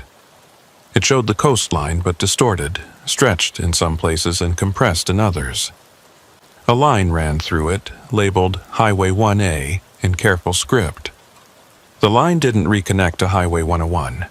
Instead, it continued south, past the California border, past any landmark I recognized, eventually running off the edge of the map into unmarked territory. And at the bottom, in the same careful script, all shortcuts have a price. You chose speed over certainty. Now you pay the toll. I crumpled the map and threw it back on the table. This was insane. Someone was messing with me, playing some elaborate prank. But who? I hadn't seen another person in hours. Hadn't seen another vehicle except for those abandoned ones. I got back in Betty and peeled out of the rest area, tires squealing on the pavement. I needed to get back to civilization, back to somewhere with people and lights and phone signals. I needed to prove to myself that the normal world still existed. The road descended sharply. I rode the brakes hard, feeling them heat up. The curves came faster, tighter, requiring my full concentration. I couldn't think about maps or messages or figures in the road. I could only focus on not losing control, on keeping Betty on the pavement. At the bottom of the descent, the road straightened out. And there, in my headlights, was a sign I recognized. A real sign. A familiar sign. California State Line, 2 miles. Relief washed over me. California. I knew California. Once I crossed that border, I'd be on familiar ground. I'd be somewhere that made sense. I accelerated, pushing Betty faster than was safe. 2 miles. Just 2 more miles. The miles passed. The border appeared, marked by a simple sign. Welcome to California. I crossed it doing 60, and I felt something change. The air felt different, lighter somehow. The darkness seemed less absolute. I checked my GPS. It still showed me on Highway 101, now in California, heading toward the coast. The ocean should be appearing on my right any moment now. Real ocean, real coastline, not that void I'd seen from the viewing platform. 5 miles into California, I saw lights ahead. A town, lit up against the darkness. I nearly cried with relief. Civilization, people, a place to stop and reset. The town was called Crescent Bay, population 2,400 according to the sign. I'd never heard of it, but I didn't care. It was real. It had streetlights and businesses and cars parked along the main street. I pulled into a gas station, parking next to the pumps. I sat there for a moment, just breathing, letting my heart rate return to normal. I was safe. I'd made it through whatever that had been. I got out to pump gas and noticed the attendant watching me from inside the station. He was an older man, maybe 70, with white hair and a weathered face. When I walked to the door to pay, he looked at me strangely. "Where are you coming from?" he asked. "Portland," I said. "Took Highway 1A to save some time." His expression changed. Something between concern and pity crossed his face. "Highway 1A?" "Yeah, the shortcut that cuts inland. The GPS recommended it." He shook his head slowly. "Son, there is no Highway 1A. Never has been. I just drove on it. I said, my voice rising. I drove on it for 45 miles. I saw the signs. What you saw and what's real might not be the same thing, he said. How long ago did you turn onto this Highway 1A? I checked my watch. It was 9:15 p.m. I'd left Portland around noon, call it 9 hours ago. But I'd only been on Highway 1A for maybe 2 hours. The math didn't work. I don't know, I admitted. A couple hours ago? He sighed. You might want to check your logbook, check your timestamps. Then you might want to think about whether you really want to keep driving south tonight. I didn't know what to say to that. I paid for my gas and walked back to Betty. I climbed into the cab and pulled out my logbook, the physical record I was required to keep of my driving hours. My last entry showed me leaving a rest stop near Coos Bay, Oregon. The timestamp was 2:47 p.m. 7 hours ago. I had no memory of stopping near Coos Bay, no memory of 7 hours passing. The last thing I remembered clearly was turning onto Highway 1A around 5:30 p.m. Where had those 3 hours gone? I sat in that gas station parking lot for 20 minutes, trying to make sense of the timestamps, trying to remember those missing hours. But my memory had a gap, a blank space where 3 hours should have been. The attendant was still watching me from inside the station. He looked worried, like he'd seen this before, like he knew what was happening to me. I started Betty's engine and pulled back onto the road. I needed to keep moving, needed to complete this delivery. I could figure out the rest later. I could figure out the lost time and the impossible highway and all of it later. Right now, I just needed to drive. The road was definitely Highway 101 now. I recognized landmarks, matched them to my memory. There was the overlook where I'd stopped once to watch whales. There was the turnoff to Prairie Creek Redwoods. Everything was where it should be, familiar and solid. But something felt off. The landmarks appeared in the wrong order. The overlook should have come before the Prairie Creek turnoff, not after. And the distances were wrong. Things that should have been miles apart were appearing within minutes of each other. I checked the GPS. It showed me making steady progress south, approaching Eureka. But when I looked at my odometer, the numbers weren't increasing. Or they were increasing too slowly. Or they were jumping randomly.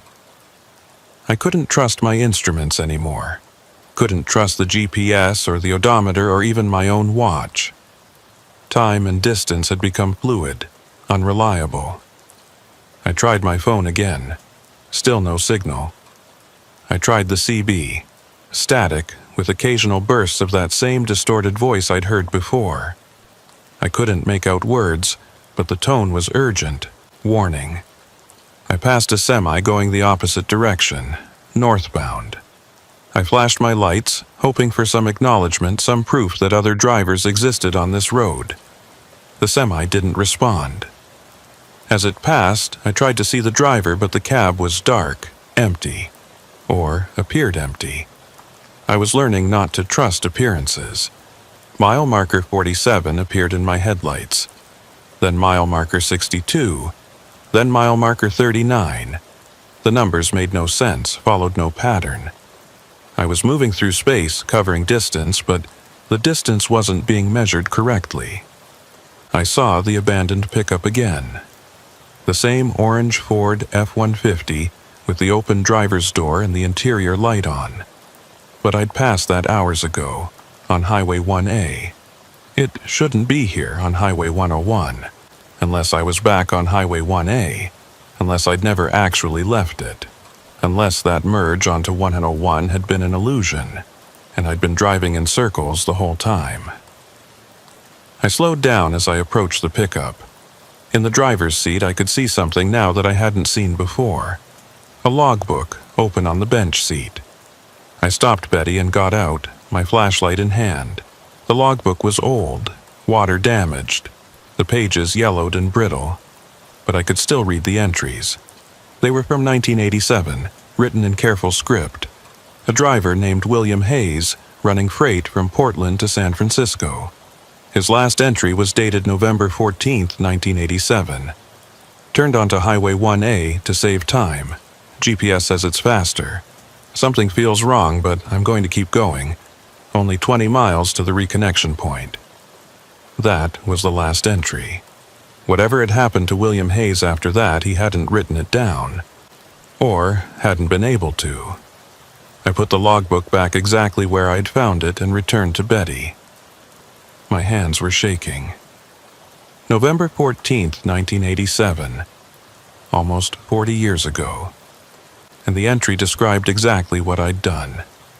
Turned onto Highway 1A, trusted the GPS, kept going despite the warning signs. How many drivers had made the same mistake? How many had turned onto that impossible road and never made it back? I had to try calling out on the CB again. I picked up the receiver, keyed the mic. "This is Unit 437. Is anyone out there? Can anyone hear me?" The static cleared. A voice came through, clearer than before. "We can hear you, 437. We're all out here. Who are you? Where are you? We're the ones who took the shortcut.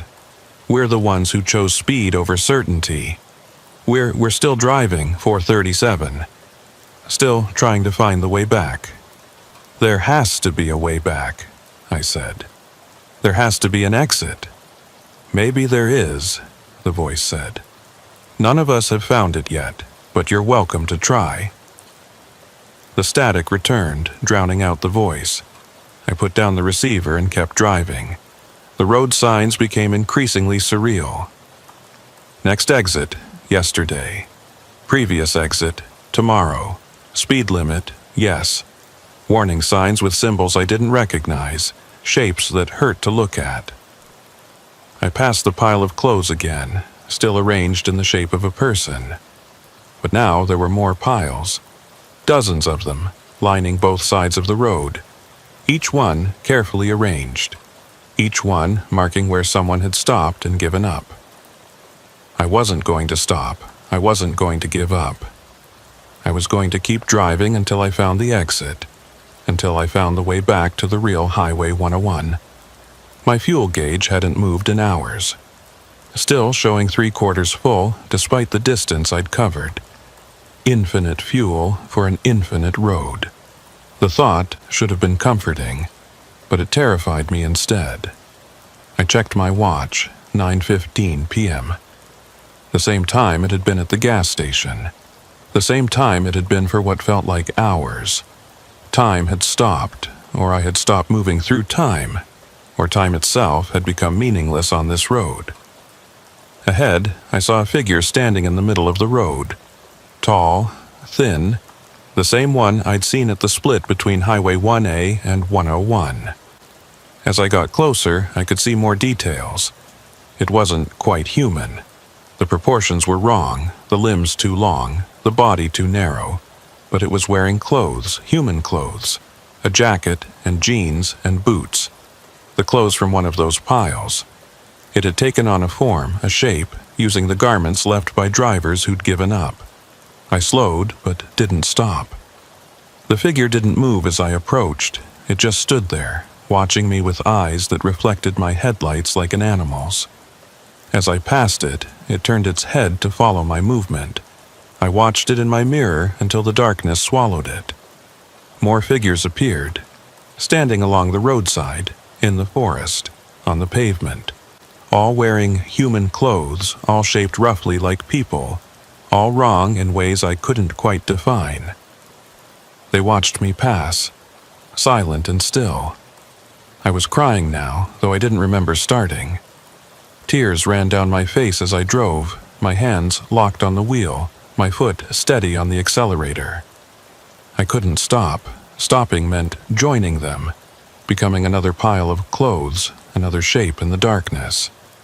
The road began to look familiar again. I recognized this section, knew it from my regular runs. The curve of the pavement, the shape of the trees, the way the road dipped and rose. I was back on the real Highway 101. I was sure of it. But then I'd been sure before, and I'd been wrong. I passed a sign, Santa Barbara, 437 miles, my unit number. The road knew my number, knew who I was. It was marking the distance specifically for me. The number was too high. I should have been closer to Santa Barbara, much closer. I'd been driving for hours, covering hundreds of miles, but the sign said I was further away than when I'd started. I was losing ground instead of gaining it, moving backward through space even as I drove forward. Or space itself was expanding ahead of me, stretching to keep my destination always out of reach. My CB crackled again. Multiple voices this time, overlapping, all saying the same thing. Turn back while you still can. But there was nowhere to turn back to. The road behind me was the same as the road ahead. An endless stretch of pavement through darkness, going nowhere, going everywhere, going in circles. I checked my GPS one more time. It showed me on Highway 101. Making steady progress south. The little blue dot moved along the line, approaching Santa Barbara. Estimated arrival time updating constantly. According to the GPS, everything was normal. According to the GPS, I'd be at my destination in 4 hours. But I'd been 4 hours away for the last 4 hours. The estimated time never changed, never got closer. I was trapped in a moment. A single point in time stretched to infinity. I saw my own taillights ahead of me. Betty's distinctive pattern, the way one light was slightly dimmer than the other. I was following myself, caught in a loop, driving in a circle that felt like a straight line. I should have been terrified, should have been screaming or crying or breaking down. But I felt nothing, just a kind of numb acceptance. This was my reality now. This road, this darkness, this endless driving toward a destination I'd never reach. I thought about Rita Holloway, the dispatcher who'd warned me about the storm. She'd told me to be careful, told me the load wasn't worth my life. She'd been right. I should have taken I-5. Should have ignored the GPS when it showed me Highway 1A. Should have trusted my instincts instead of my technology. But I hadn't. And now I was here, wherever here was. Driving through darkness on a road that didn't exist, following signs that made no sense, passing landmarks that repeated and shifted and refused to stay in one place. The figures along the road were multiplying, hundreds of them now, maybe thousands, all wearing the clothes of drivers who'd come before me, all watching as I passed, all waiting for me to join them. I won't stop. That's the decision I've made. As long as I keep moving, I'm still alive, still driving, still me. The moment I stop, I become one of them. Another shape in the darkness, another warning to the next driver who makes the same mistake I did. So I drive. Through the endless night, following the white line, watching the mile markers jump and shift, listening to the voices on the CB warning me of things I can't change. My fuel gauge shows 3/4 full. My watch shows 9:15 p.m. My GPS shows me 4 hours from Santa Barbara. All of these things have been true for longer than I can measure. All of them will be true forever. The road ahead looks the same as the road behind. The darkness is absolute, broken only by my headlights and the occasional flash of reflective signs. I don't know if I'm moving forward or backward or standing still. I don't know if I'm alive or dead or something in between. I only know that I'm driving, and I'll keep driving. Because stopping means accepting the truth I'm not ready to face. That some roads don't have destinations. Some shortcuts don't save time. Some decisions can't be undone. The GPS continues to promise that Santa Barbara is ahead, just 4 hours away. Just 4 hours of driving and I'll reach my destination. Unload my cargo, complete my run. but I've been driving for longer than 4 hours. Longer than I can remember. And Santa Barbara stays exactly 4 hours away, always ahead, always unreachable. I pass my own taillights again. The loop is getting shorter, or I'm getting faster, or the road is contracting. Soon, I'll be so close to myself that I'll be able to see my own face in the rearview mirror. Soon, I'll catch up to the moment when I first turned onto Highway 1A, and maybe then the loop will break, or maybe it will just start over. The last entry in my logbook, the one I wrote before the timestamp stopped making sense, says, "Turned onto Highway 1A to save time." Something feels wrong, but I'm going to keep going. Only 20 miles to the reconnection point. The same words William Hayes wrote in 1987. The same words probably written by dozens or hundreds of drivers before him. The same words that will be written by whoever comes after me. Because there will be someone after me. Someone else will get the suggestion from their GPS, will see that Highway 1A can save 47 minutes, will make the same choice I made. And they'll end up here, on this road, driving this loop, watching their fuel gauge stay fixed and their watch hands refuse to move. Maybe they'll see me, another dark shape among the trees, wearing my jacket and jeans and boots, watching as they pass. Maybe they'll recognize the warning for what it is. Maybe they'll turn back before it's too late. Or maybe they'll keep driving, just like I'm doing now. Just like I'll keep doing forever. Because stopping isn't an option. Giving up isn't an option. The only option is to keep moving forward, even if forward has lost all meaning. The road stretches ahead of me, perfectly straight in my headlights, endlessly curving in my memory. The white line guides me on, faithful and constant, leading me nowhere and everywhere at once. I'm still on Highway 1A. I'll always be on Highway 1A. And the terrible thing is, I'm starting to forget what anything else felt like.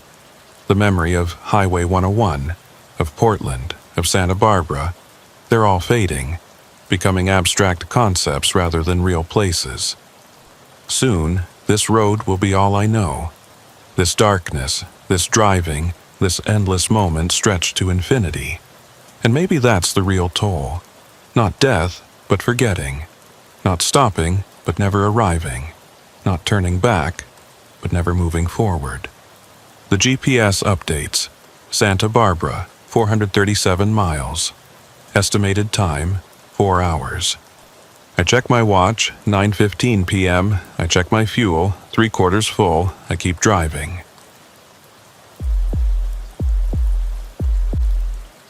My name is Cole Garrett, and I've been hauling freight for 12 years now.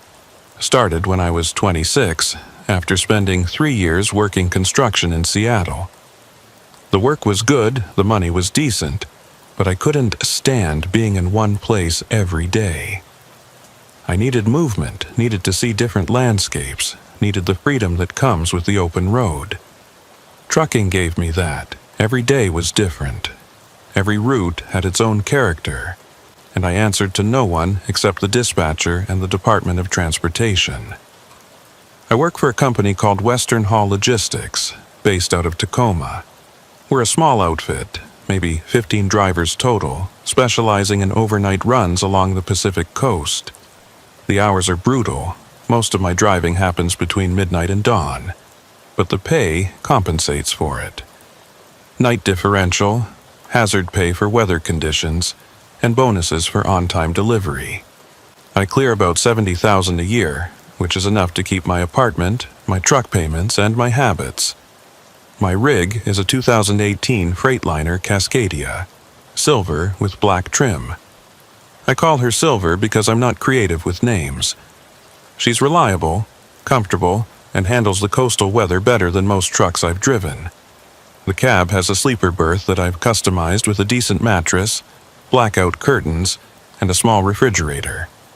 On long hauls, it's more comfortable than some of the motels I've stayed in. This particular run started on a Thursday night in late November.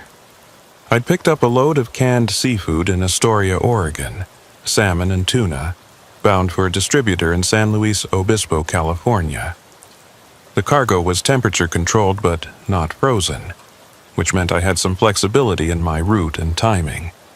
As long as I delivered within 48 hours, I was good. The dispatcher who handed me the paperwork was a guy named Marcus, a former driver who'd taken a desk job after a back injury, ended his road career. He looked at the weather forecast and grimaced.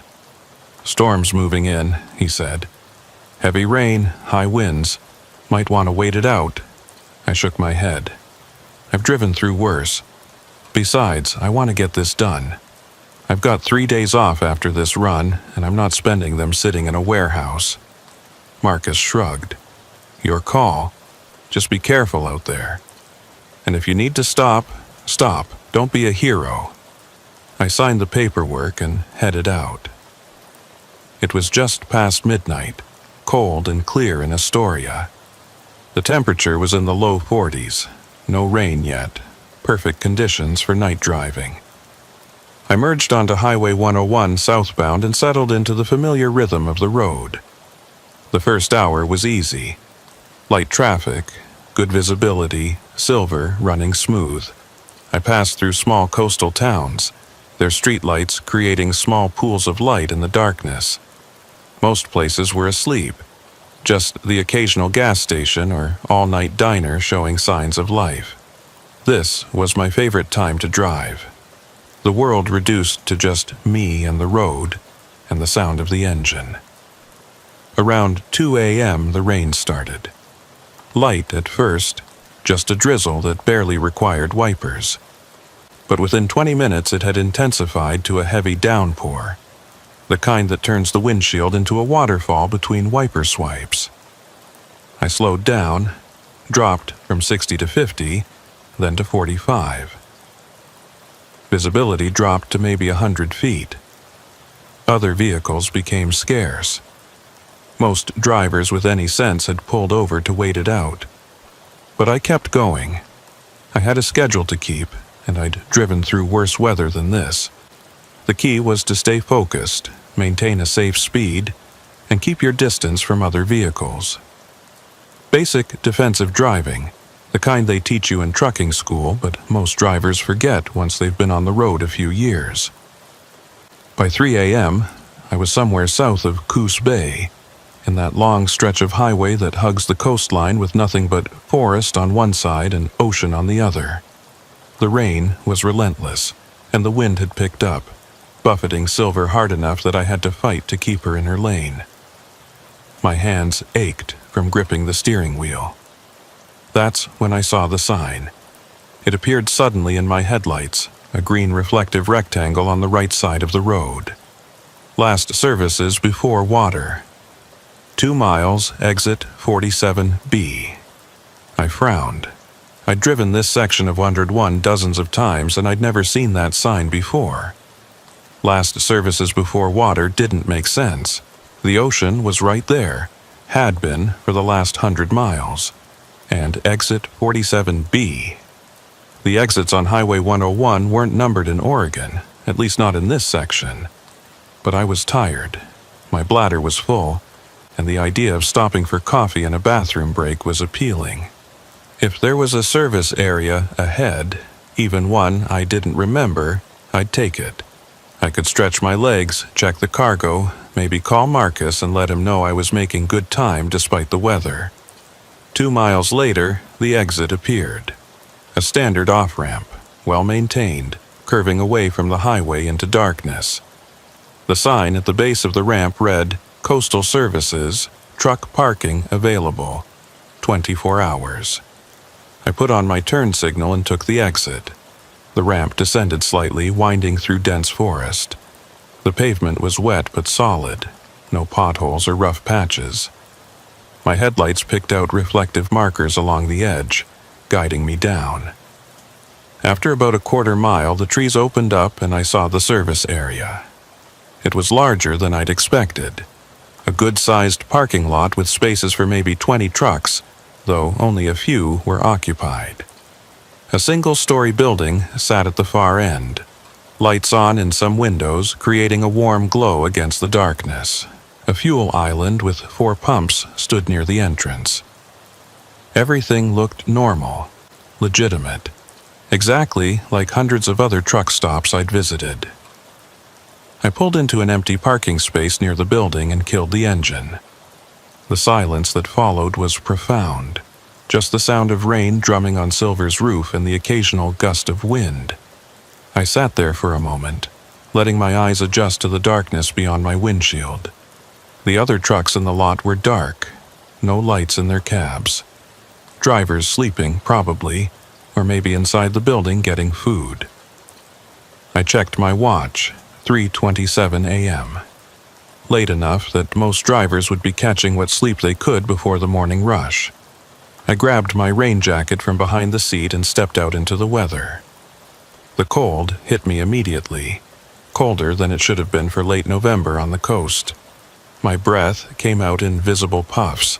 The rain was icy, almost sleet, stinging where it hit my face.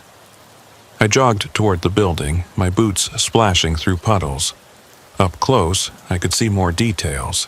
The building was old, maybe from the 70s or 80s, but well-maintained. White paint, green trim, large windows that showed the interior. Through the glass, I could see a convenience store layout. Aisles of snacks and drinks, a coffee station, a checkout counter. But I didn't see anyone inside. I tried the door. It was unlocked, swinging open easily.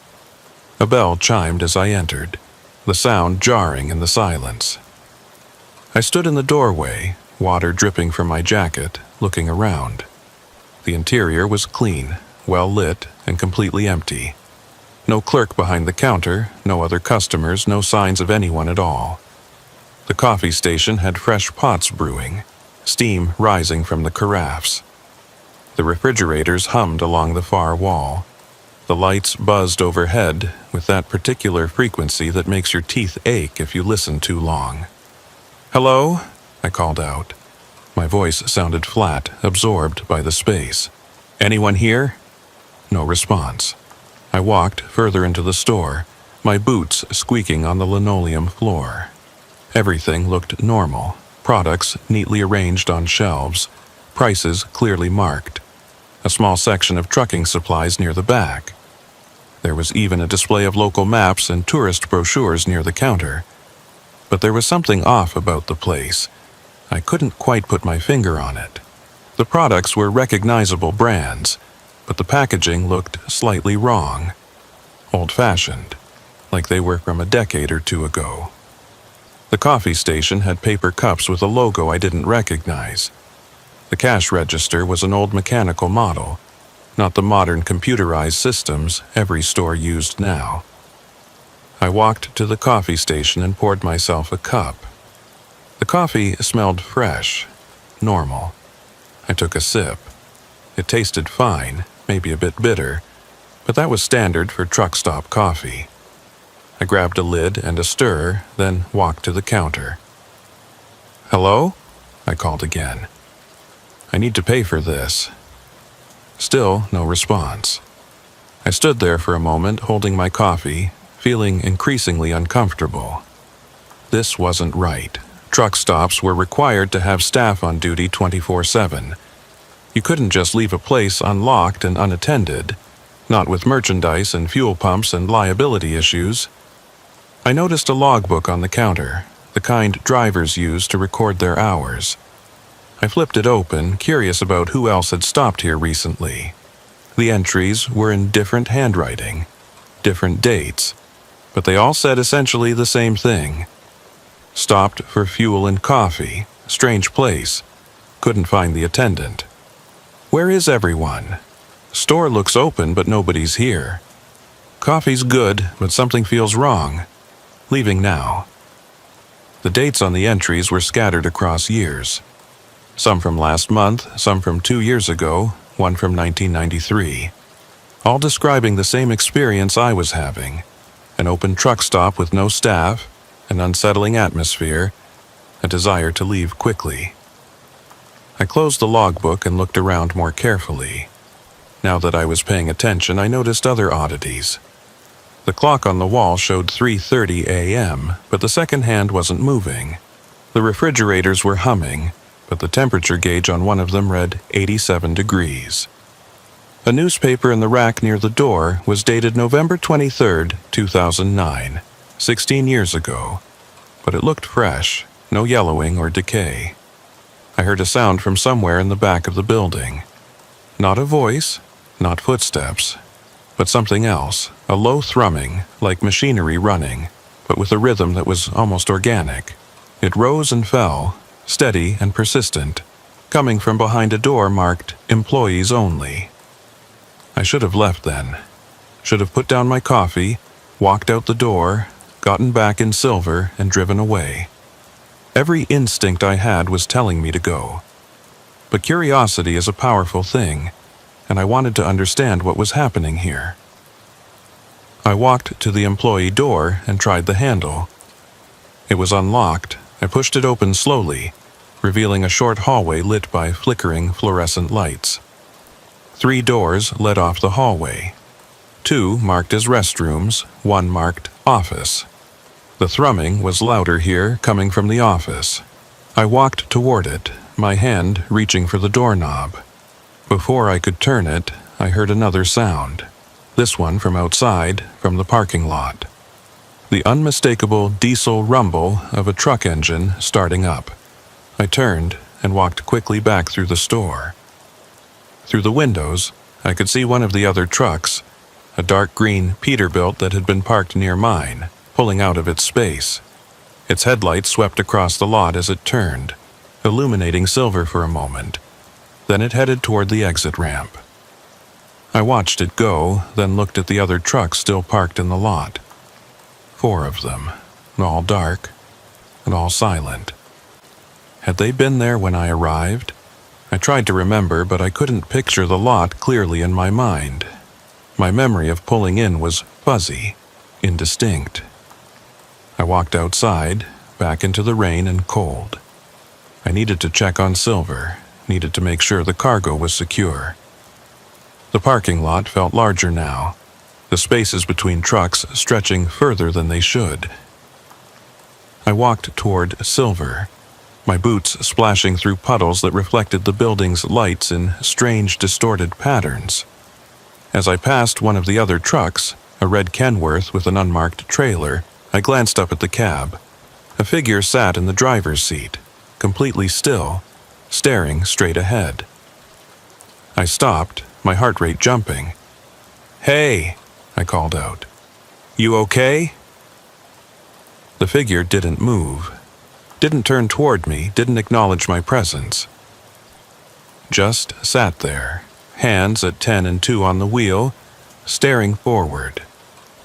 I took a step closer, peering up at the cab. In the dim light from the building, I could make out more details.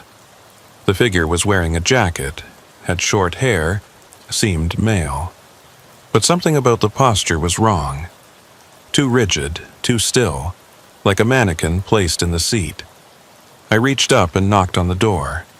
"Hey, can you hear me?" Still no response. The figure remained frozen, unmoving. I backed away, my skin crawling. This was wrong. Everything about this place was wrong. I needed to leave, needed to get back on the highway, needed to put distance between myself and this truck stop. I ran to Silver and climbed into the cab. I locked the doors, started the engine, and put her in gear. As I pulled out of the parking space, I looked back at the building. Through the windows, I could see the interior, still bright and empty. The coffee station still had steam rising from the carafes. The lights still buzzed overhead. And standing in the doorway, watching me leave, was a figure. Tall, thin, wearing what looked like an attendant's uniform. It raised one hand in a slow wave, and even from this distance I could see that something about its proportions was wrong. The arm too long, the fingers too many, the gesture too smooth. I didn't wave back. I just drove, up the exit ramp, back onto Highway 101, back into the rain and darkness and the familiar world of the highway. I looked at my watch. It showed 3:33 a.m. I'd been at the truck stop for maybe 10 minutes, 15 at most. But it felt like longer. It felt like hours had passed in that empty building, in that strange parking lot with its silent trucks and frozen drivers. I checked my fuel gauge, still 3/4 full, same as when I'd arrived. I hadn't gotten gas, hadn't even paid for the coffee I'd taken. I realized I was still holding the cup, balanced in the cup holder. I picked it up and took a sip. It was ice cold, as if it had been sitting there for hours. I threw it out the window and kept driving. The rain continued for another hour, heavy and relentless. I drove in silence, my radio turned off, trying to process what I'd just experienced. A truck stop that shouldn't exist, with products from different decades and no staff. A logbook full of entries from drivers who'd had the same experience. A figure in the doorway with 2 long arms. None of it made sense. But it had been real. I'd been there, walked through that building, seen those things.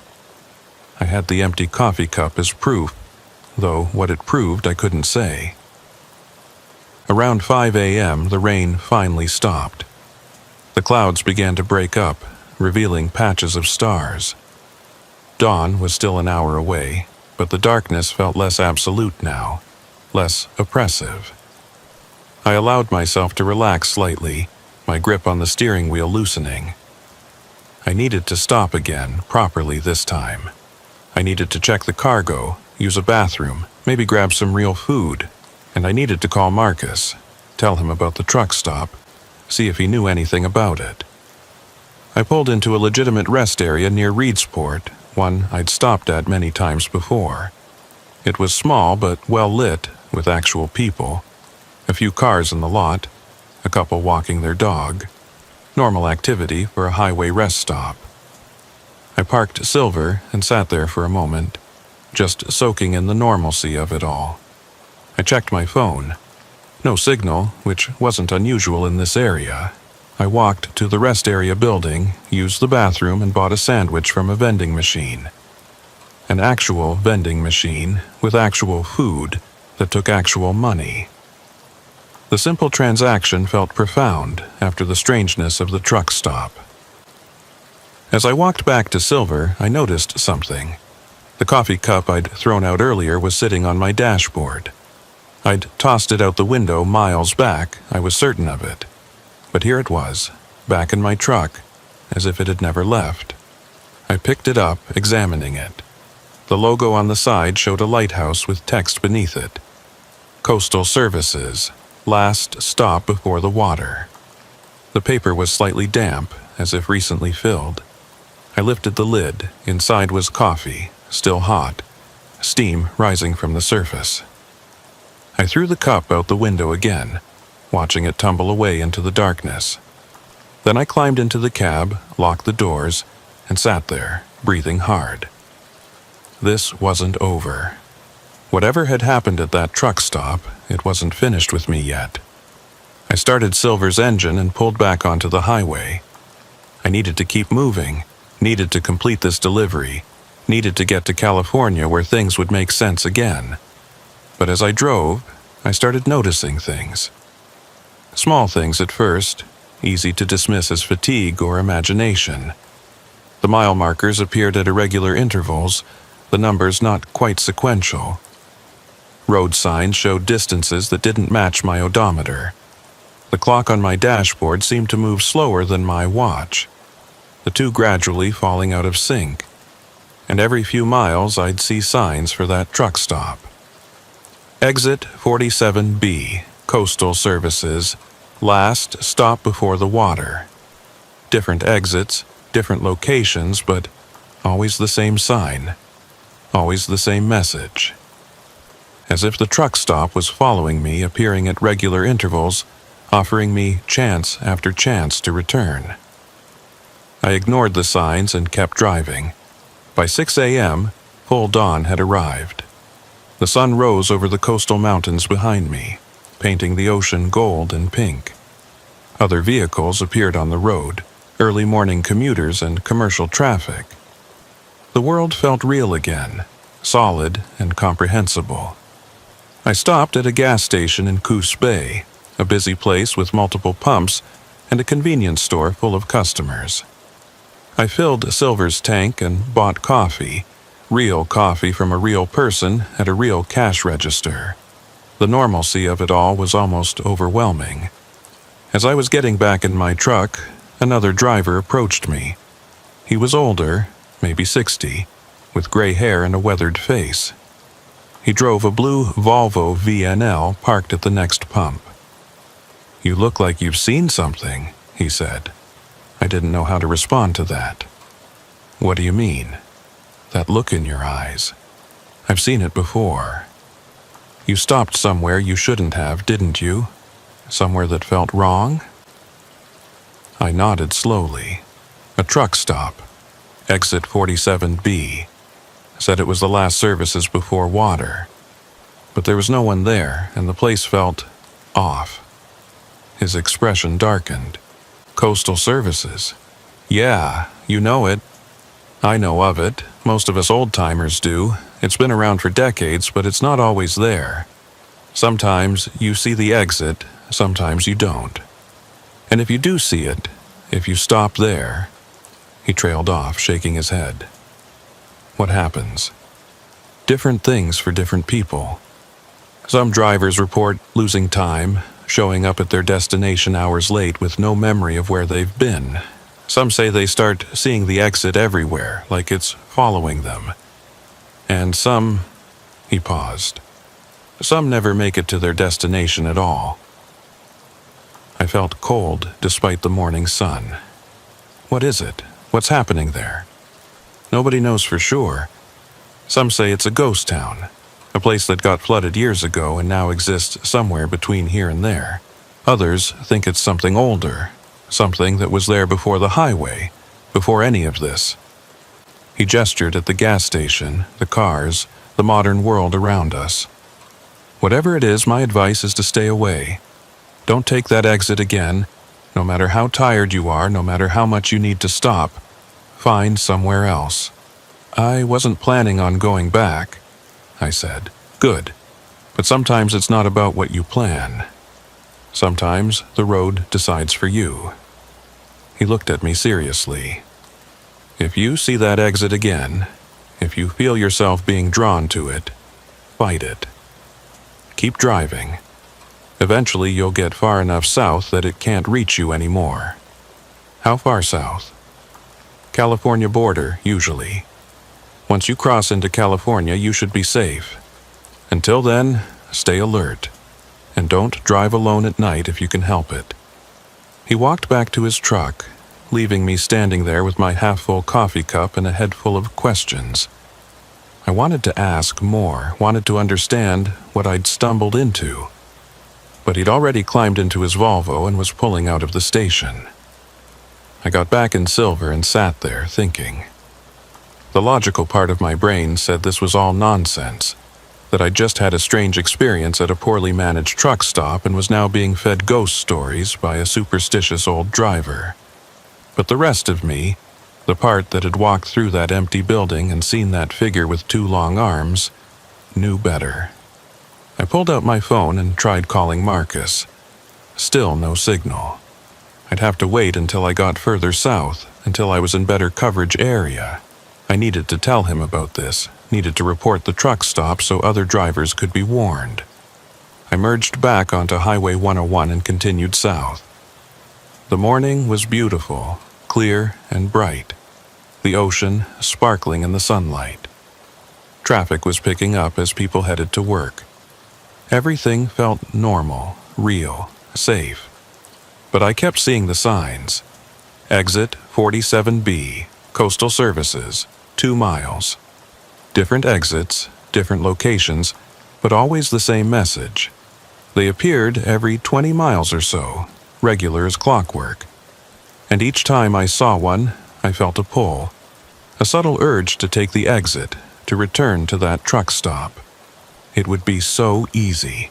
Just turn the wheel, follow the ramp down, pull into that parking lot. I gripped the steering wheel tighter and kept driving straight.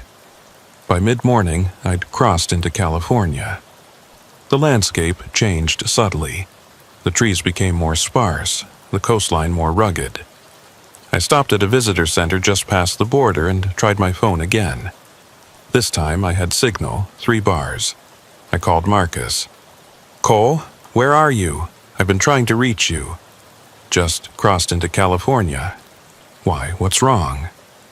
"Your truck's GPS has been acting weird, showing you going off route, stopping in places that don't exist. I thought maybe you'd broken down or something." My stomach tightened. "What places?" "Exit 47B, somewhere in Oregon. The GPS showed you stopped there for hours, but when I tried to call, you didn't answer. Then it showed you back on the highway like nothing happened. I was about to send someone to look for you." "I stopped there," I admitted. "But only for maybe 10 minutes, 15 at most." "Cole, according to the GPS, you were there for almost 4 hours, from 3:30 to 7:15 a.m. I looked at my watch. It showed 10:47 a.m. That meant I'd left the truck stop 7 hours ago. But it didn't feel like 7 hours. It felt like 3, maybe 4 at most. Where had the extra time gone? "Marcus, listen to me. There's something wrong with that truck stop. I don't know what, but we need to warn the other drivers. Tell them not to take exit 47B, not to stop at Coastal Services. It's not safe." There was a long pause on the other end. "Cole, there is no exit 47B in Oregon. I'm looking at the map right now. Exits aren't even numbered in that section of 101. I saw the sign. I took the exit. I was there. I believe you saw something, but it wasn't a real place. At least, not a place that's on any map or in any database. The GPS just showed you as a dot in the middle of nowhere, not moving, for 4 hours." I didn't know what to say to that. How do you explain experiencing something that apparently doesn't exist? "Just get to your destination," Marcus said finally. "Deliver the cargo, check into a motel, get some sleep. We'll talk more when you get back to Tacoma." "Yeah, okay." I hung up and sat there in the visitor center parking lot, watching tourists take pictures of the coastline. Normal people doing normal things, unaware of the impossibilities that existed just off the highway, waiting for drivers like me to stumble into them. I started Silver's engine and pulled back onto the highway. I had a delivery to make in San Luis Obispo, and I was going to complete it. Whatever had happened at that truck stop, whatever time I'd lost there, I was moving forward. I was staying on the main highway, following the route I knew, not taking any mysterious exits. But as I drove south through California, I kept checking my mirrors. And more than once, I thought I saw a dark green Peterbilt behind me, the same one I'd seen leaving the truck stop. It would appear in the distance, hold position for a few miles, then disappear when I looked again. And the coffee cup kept coming back. I'd throw it out, watch it tumble away, and an hour later it would be sitting on my dashboard, still hot, still steaming, as if freshly poured. I made it to San Luis Obispo by early afternoon. The delivery went smoothly, backed into the loading dock, watched them unload the cargo, got my paperwork signed, everything normal, everything by the book. The warehouse manager didn't notice anything unusual about me, didn't ask why I looked exhausted and paranoid. He just checked the manifest, signed the forms, and sent me on my way. I should have checked into a motel then, should have followed Marcus's advice and gotten some sleep. But I wanted to get back on the road, wanted to put more distance between myself and that truck stop. The idea of staying still, of being alone in a motel room with my thoughts, was worse than the idea of driving exhausted. So I headed back north, planning to make it to Tacoma in one long push. It was stupid, dangerous, the kind of decision that gets drivers killed. But I couldn't shake the feeling that I needed to keep moving, that stopping meant giving that place a chance to catch up with me. I made good time through the afternoon, passing through Santa Barbara and Ventura, then cutting inland to catch Highway 5 north. The interstate was faster, straighter, less intimate than Highway 11. I told myself I was choosing efficiency, but really, I just didn't want to drive the coast again. Didn't want to risk seeing another sign for exit 47B. But as evening approached and darkness started to fall, I realized my mistake. Highway 5 was emptier at night, more isolated in its own way. Long stretches with nothing but farmland and the occasional truck stop, the kind of places where you could disappear and no one would notice for hours. Around 8 p.m., I needed to stop for fuel. I pulled into a large truck stop near Bakersfield, one of the major chains with dozens of pumps and a busy restaurant. Lots of light, lots of people, lots of witnesses. Safe. I filled Silver's tank and parked in the main lot to grab dinner. The restaurant was crowded, noisy with the chatter of drivers and families and travelers. I ordered a burger and coffee and sat in a booth near the window where I could see Silver. As I ate, I noticed other drivers watching me. Not obviously, not staring, but glancing my way with expressions I couldn't quite read. Recognition? Concern? Fear? I didn't know, and I didn't want to know. I finished my meal quickly and headed back to the truck. As I was walking across the parking lot, another driver approached me. Younger guy, maybe 30, driving a red Freightliner. "You're the one who stopped at Coastal Services," he said. It wasn't a question. "How did you know?" He pointed at my hand. I looked down. I was holding that coffee cup, the one from the truck stop, though I had no memory of picking it up. I must have grabbed it from the dashboard without thinking. "Everyone who stops there carries that cup for a while," he said. "It's like a mark, a way of identifying who's been touched by that place. How do I get rid of it?" "You don't. Not until it's finished with you." "What does that mean?" He looked uncomfortable. "Look, I don't know all the details. I've never stopped there myself. But I know drivers who have, and I know what happens to them. The place follows you for a while, tries to draw you back. You'll see signs for it, feel pulls to exit the highway, and that cup will keep appearing no matter how many times you throw it away. For how long? Until you make a choice. What choice? To go back or to let it go? Most drivers eventually give in, take the exit again. They say it's easier the second time, less frightening. The place reveals more of itself to those who return willingly. And if I don't go back? Then eventually it stops. The signs disappear, the cup stays gone, the pull fades. But you have to be strong, have to resist the temptation. Because that place wants you back, and it's patient. He walked away before I could ask more questions, leaving me standing there with the cup in my hand. I looked at it, at the lighthouse logo and the text beneath. Last stop before the water. I threw the cup in a nearby trash can and climbed into Silver. I needed to get back on the road, needed to keep moving north. I had maybe 8 hours of driving ahead of me, and I was already exhausted. But stopping felt dangerous, and staying in one place felt impossible. I merged back onto Highway 5 and pushed Silver hard, faster than I should have been going. 70 miles per hour, then 75, eating up the miles. Other trucks fell behind and the landscape blurred past my windows. Around 10 p.m. I started seeing the signs again. Exit 47B, Coastal Services, 2 miles. But these exits weren't on Highway 101 anymore. They were here, on Highway 5, in the middle of the Central Valley, where there was no coast, no water, nothing but flat farmland stretching to the horizon. The exits appeared regularly, every 20 miles or so, each one promising that same truck stop. And I wanted to take them. That was the terrifying part. Despite everything I knew, despite the warnings, despite the strangeness and the fear, part of me wanted to exit the highway, wanted to see that truck stop again. It pulled at me like a magnet, like gravity, like something I couldn't resist. I turned on my CB radio, desperate for human contact, for voices that would anchor me to reality. But all I got was static, and underneath it, that sound. The thrumming.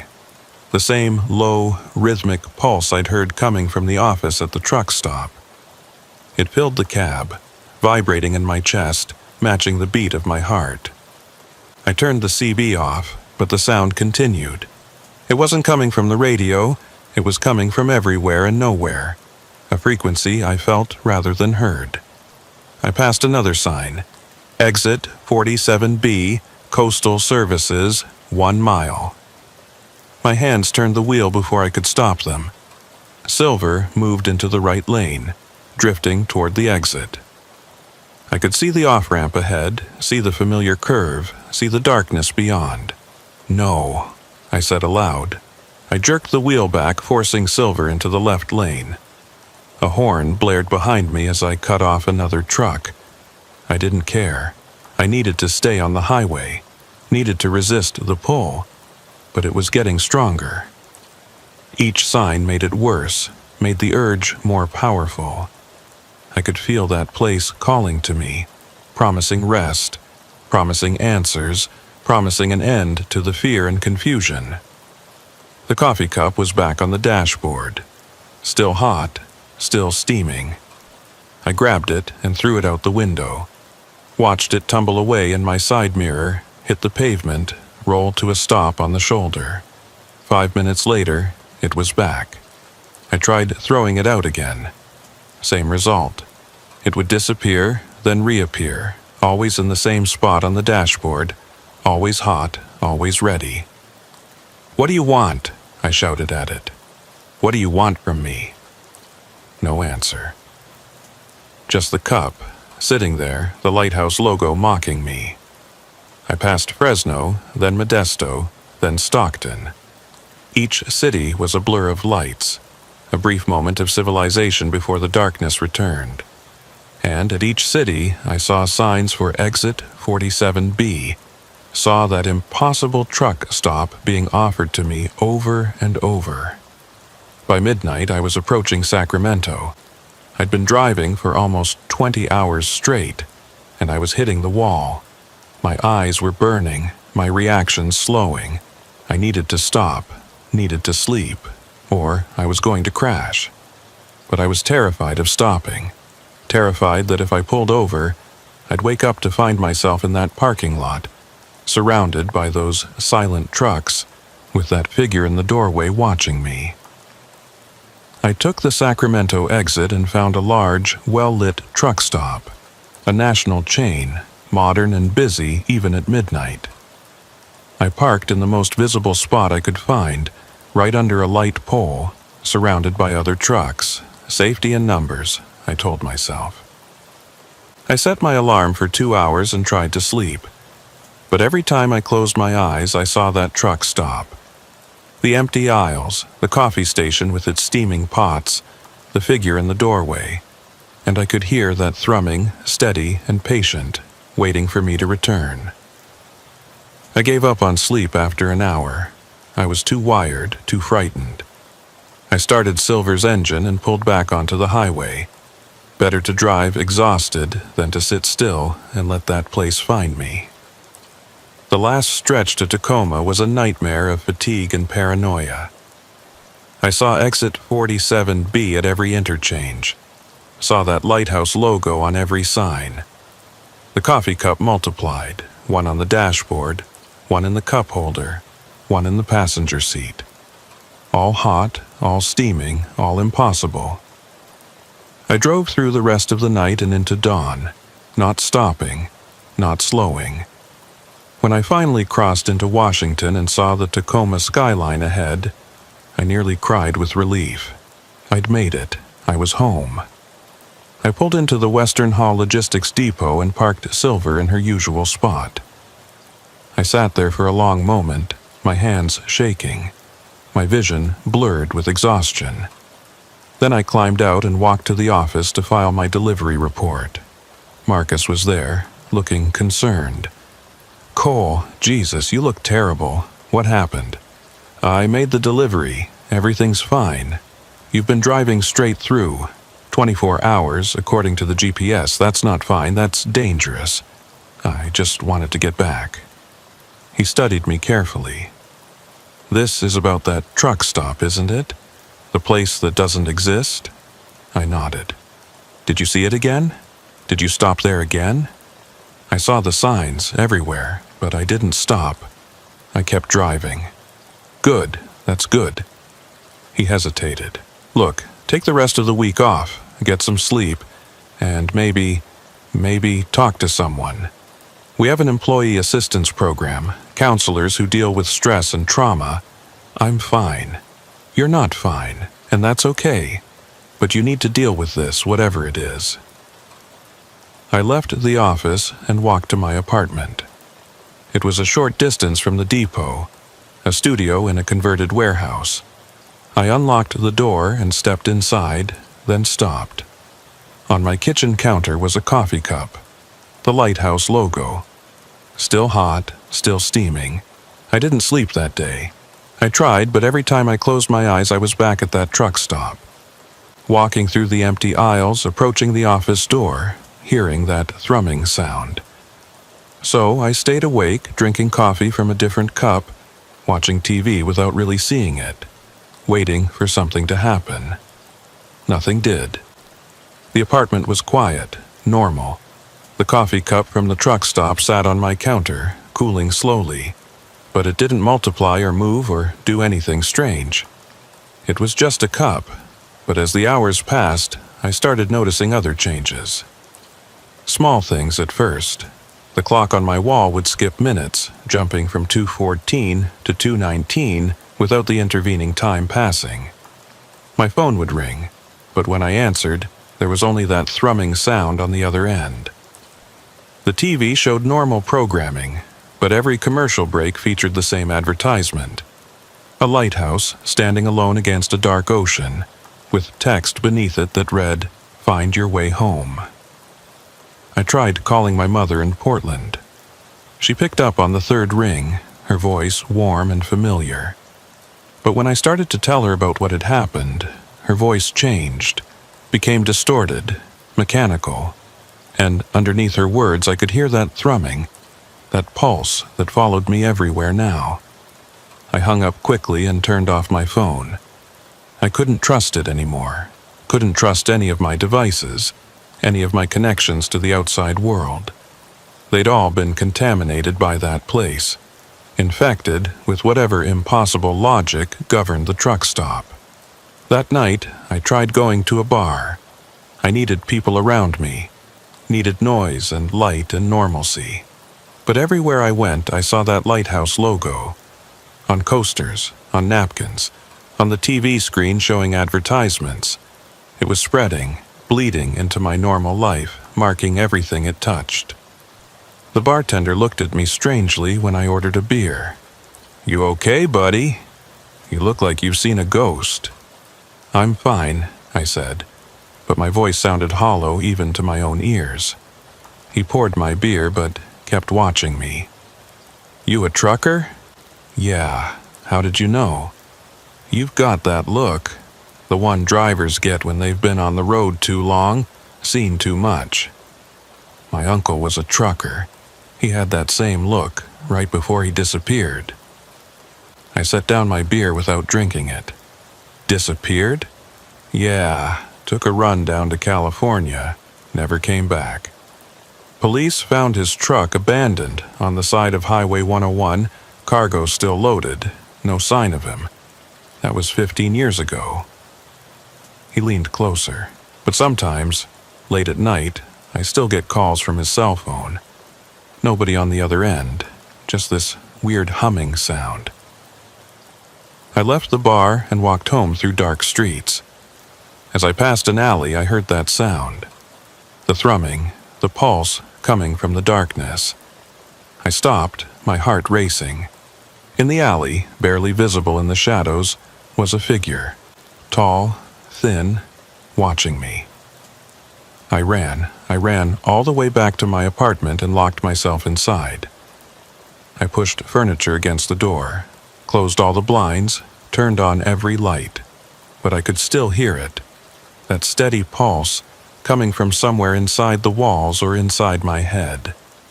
I sat on my couch, breathing hard, trying to think rationally. This couldn't be happening. Things like this didn't happen in the real world. There had to be an explanation. Stress, exhaustion, some kind of breakdown brought on by too many hours on the road. But the coffee cup on my counter suggested otherwise. It was still there, still real, still carrying that logo. And when I looked at it, really looked at it, I could see something moving inside. Not liquid, but something else. Shadows that swirled and coiled, forming shapes that almost looked like faces.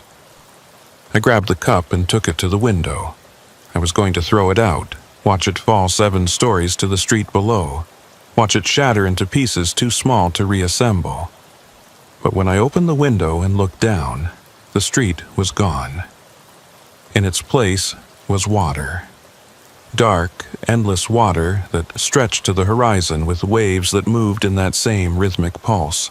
I slammed the window shut and backed away. This was impossible. My apartment was in downtown Tacoma, blocks from the water, high above street level. There was no way the ocean could be directly below my window, unless the ocean had come to me.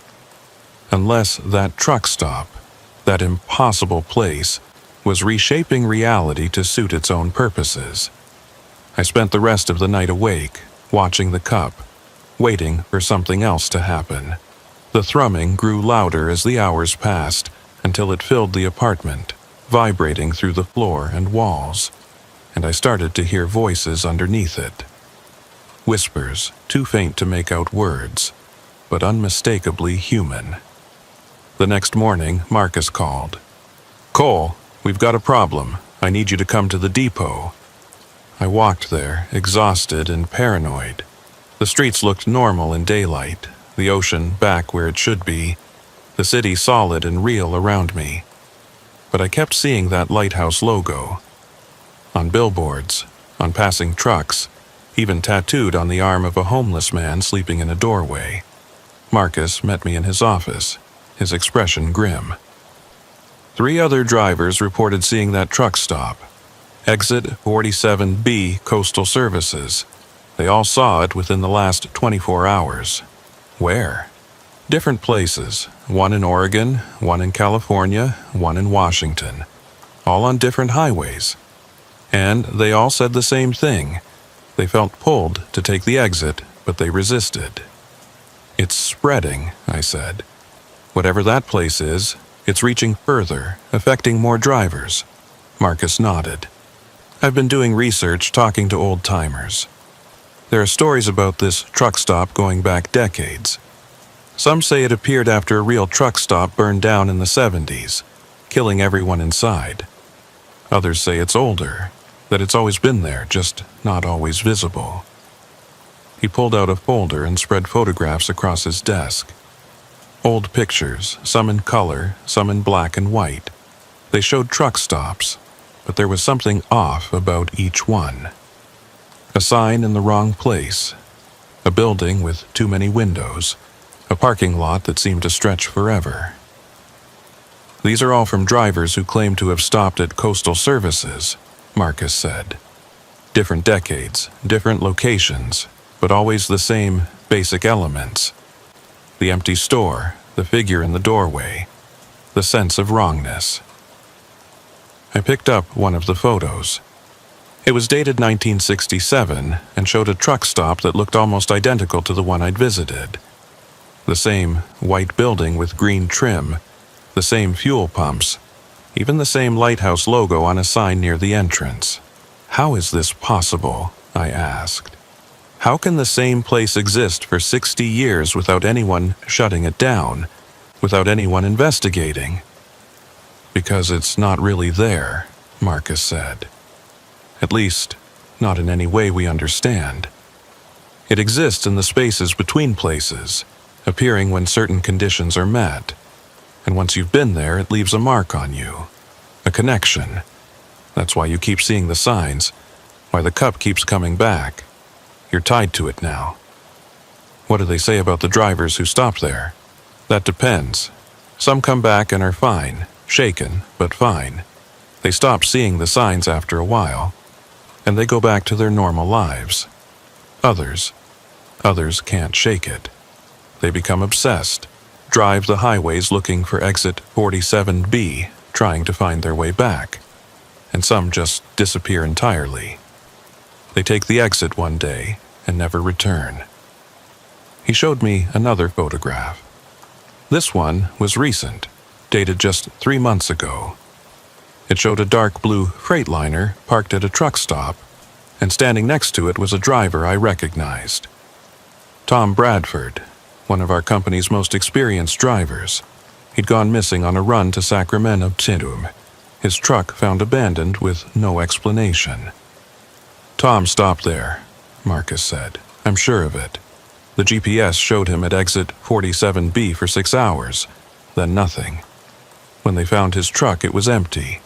No cargo, no personal belongings, nothing except a single coffee cup on the dashboard, with that lighthouse logo. I felt sick. How many drivers has it taken? I don't know. Dozens, maybe. Over the years, there have been hundreds of unexplained disappearances along the West Coast highways. Not all of them are connected to coastal services, but some are. Enough to establish a pattern. Which category am I in? He looked at me seriously. I don't know yet, but I think it depends on what you do next. I'm not going back there. Maybe you don't have a choice. Maybe the only way to break free is to return, to face whatever's there and come to terms with it. Or maybe the only way to survive is to never go back. He didn't have an answer for that. Instead, he handed me another photograph. This one older than the rest. It showed a group of drivers standing in front of a truck stop, dated 1952. Their faces were grainy, hard to make out, but their expressions were clear enough. Fear, confusion, resignation. This was taken at a truck stop in Northern California, Marcus said. It burned down in 1953, killed 12 people. Fire investigators said it started in the office, but they could never determine the cause. The survivors, there were 3, all told the same story. They said the place wasn't real, that it existed somewhere else, and the fire was the only way to escape. You think they burned it deliberately? I think they tried to destroy something that couldn't be destroyed. Because 6 months later, reports started coming in about a new truck stop appearing on Highway 101. Same layout, same logo, same everything. As if the fire hadn't happened at all. I thought about the office at Coastal Services, about that thrumming sound coming from behind the door. What was in there? What was generating that pulse, that rhythm that seemed to underpin everything about that place? I need to know what's in that office, I said. I need to understand what's happening. Marcus shook his head. No, you don't. Trust me. The drivers who went looking for answers, who tried to investigate too deeply, they're the ones who never came back. But I couldn't let it go. The not knowing was eating at me, consuming my thoughts. I needed answers, needed to understand the rules of this impossible place so I could find a way to break free. I went back to my apartment and tried to sleep again. This time, exhaustion finally overcame fear, and I drifted off. But my dreams were full of that truck stop, that parking lot, those silent trucks, and the figure in the doorway. In the dream, I walked through the store again, but this time I could see more details. The products on the shelves weren't just old, they were from impossible times. Candy bars with wrappers advertising prices from the 1960s sitting next to energy drinks with designs from the future.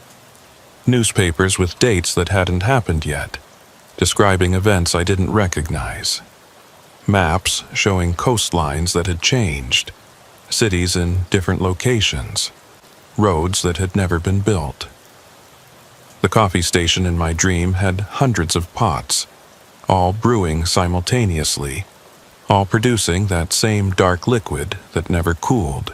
And when I looked into one of the carafes, I saw faces in the coffee. Drivers, dozens of them, suspended in the liquid, their eyes open, their mouths moving but no sound coming out. I walked to the office door and opened it. Behind it wasn't the hallway I'd seen before, but a vast space that seemed to extend forever. The thrumming was deafening here, coming from everywhere at once, and in the distance I could see something massive, something that pulsed in rhythm with the sound. A shape too large to comprehend, too strange to describe. It noticed me. I felt its attention shift, focus on me like a spotlight, and in that moment I understood. The truck stop wasn't a place. It was a lure, a trap, an extension of something much larger that existed just outside normal reality. And every driver who stopped there was adding to it, feeding it, becoming part of it. I woke up screaming. It was dark outside, but I didn't know if it was the same night or if I'd slept through an entire day. My watch had stopped working, the hands frozen at 3:33. My phone was dead, wouldn't charge no matter how long I left it plugged in. When I walked to the kitchen to make dinner and stopped, the counter was covered in coffee cups. Dozens of them, all identical, all with that lighthouse logo. All hot, all steaming, as if freshly poured. I swept them onto the floor. They shattered, coffee spreading across the linoleum. But as I watched, they reassembled themselves, the broken pieces flowing back together, the spilled coffee returning to the cups. Within seconds, they were whole again, sitting on the counter as if nothing had happened. I tried again, smashing them with a hammer this time, grinding the pieces under my boots. But it made no difference that they always came back, always whole, always hot. "What do you want?" I screamed at them. "What do you want from me?" The lights flickered, the thrumming sound returned, louder now, filling the apartment. And in the corner of the room, barely visible in the shadows, a figure appeared. Tall, thin, with arms too long and proportions too wrong.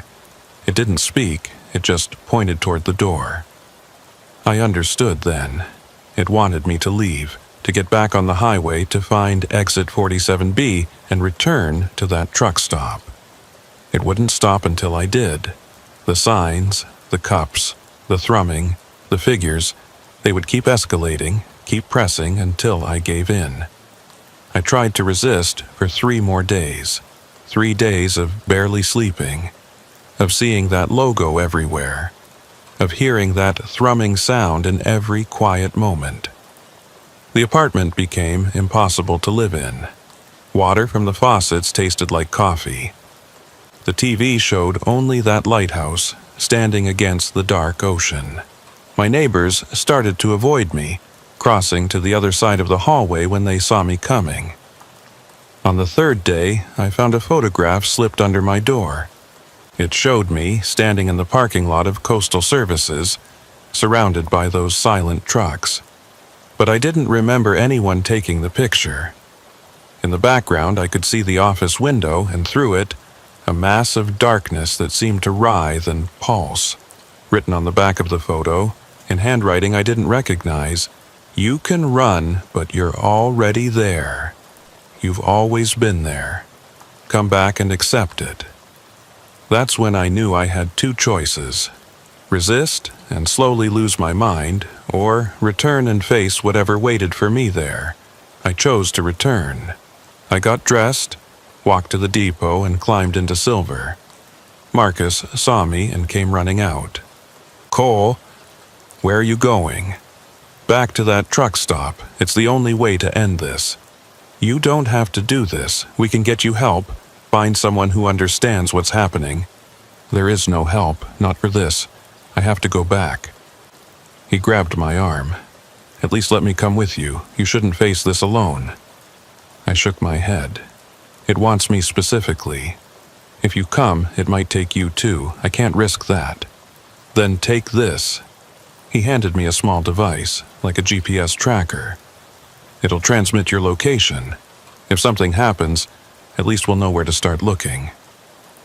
I took it, knowing it probably wouldn't work once I crossed whatever boundary separated the normal world from that place.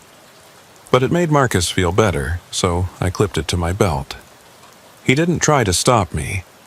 Maybe he understood, or maybe he just saw the determination in my eyes and knew it would be pointless. I drove south on Highway 5, retracing my route. It was late evening, the highway mostly empty. The sun was setting, painting the sky in shades of orange and red that seemed too intense, too vivid. Everything looked slightly off, as if reality itself was beginning to warp around me. Within an hour, I saw the first sign. Exit 47B. Coastal Services. 2 miles. This time, I took it. The exit ramp was familiar, descending through dense forest, the pavement wet despite no rain. But as I drove down it, I noticed new details. The trees on either side weren't quite right. Their branches moved in ways that suggested they were reaching for the truck, and their trunks had patterns that almost looked like faces. The thrumming grew louder as I descended. I could feel it in my chest, in my bones, vibrating through the steering wheel. It was calling to me, welcoming me back, pulling me down into whatever reality existed at the bottom of this ramp. I followed it down, my headlights cutting through darkness until I reached the parking lot. It was exactly as I remembered, but also different. The building with its warm lights, the fuel pumps, the other trucks parked in silent rows. But this time there were more trucks. Dozens of them filling the lot, all dark and silent. And when I looked closely, I could see they were from different eras. Some were modern rigs, like silver.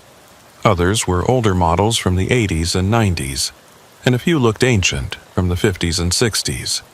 All of them empty, all of them waiting.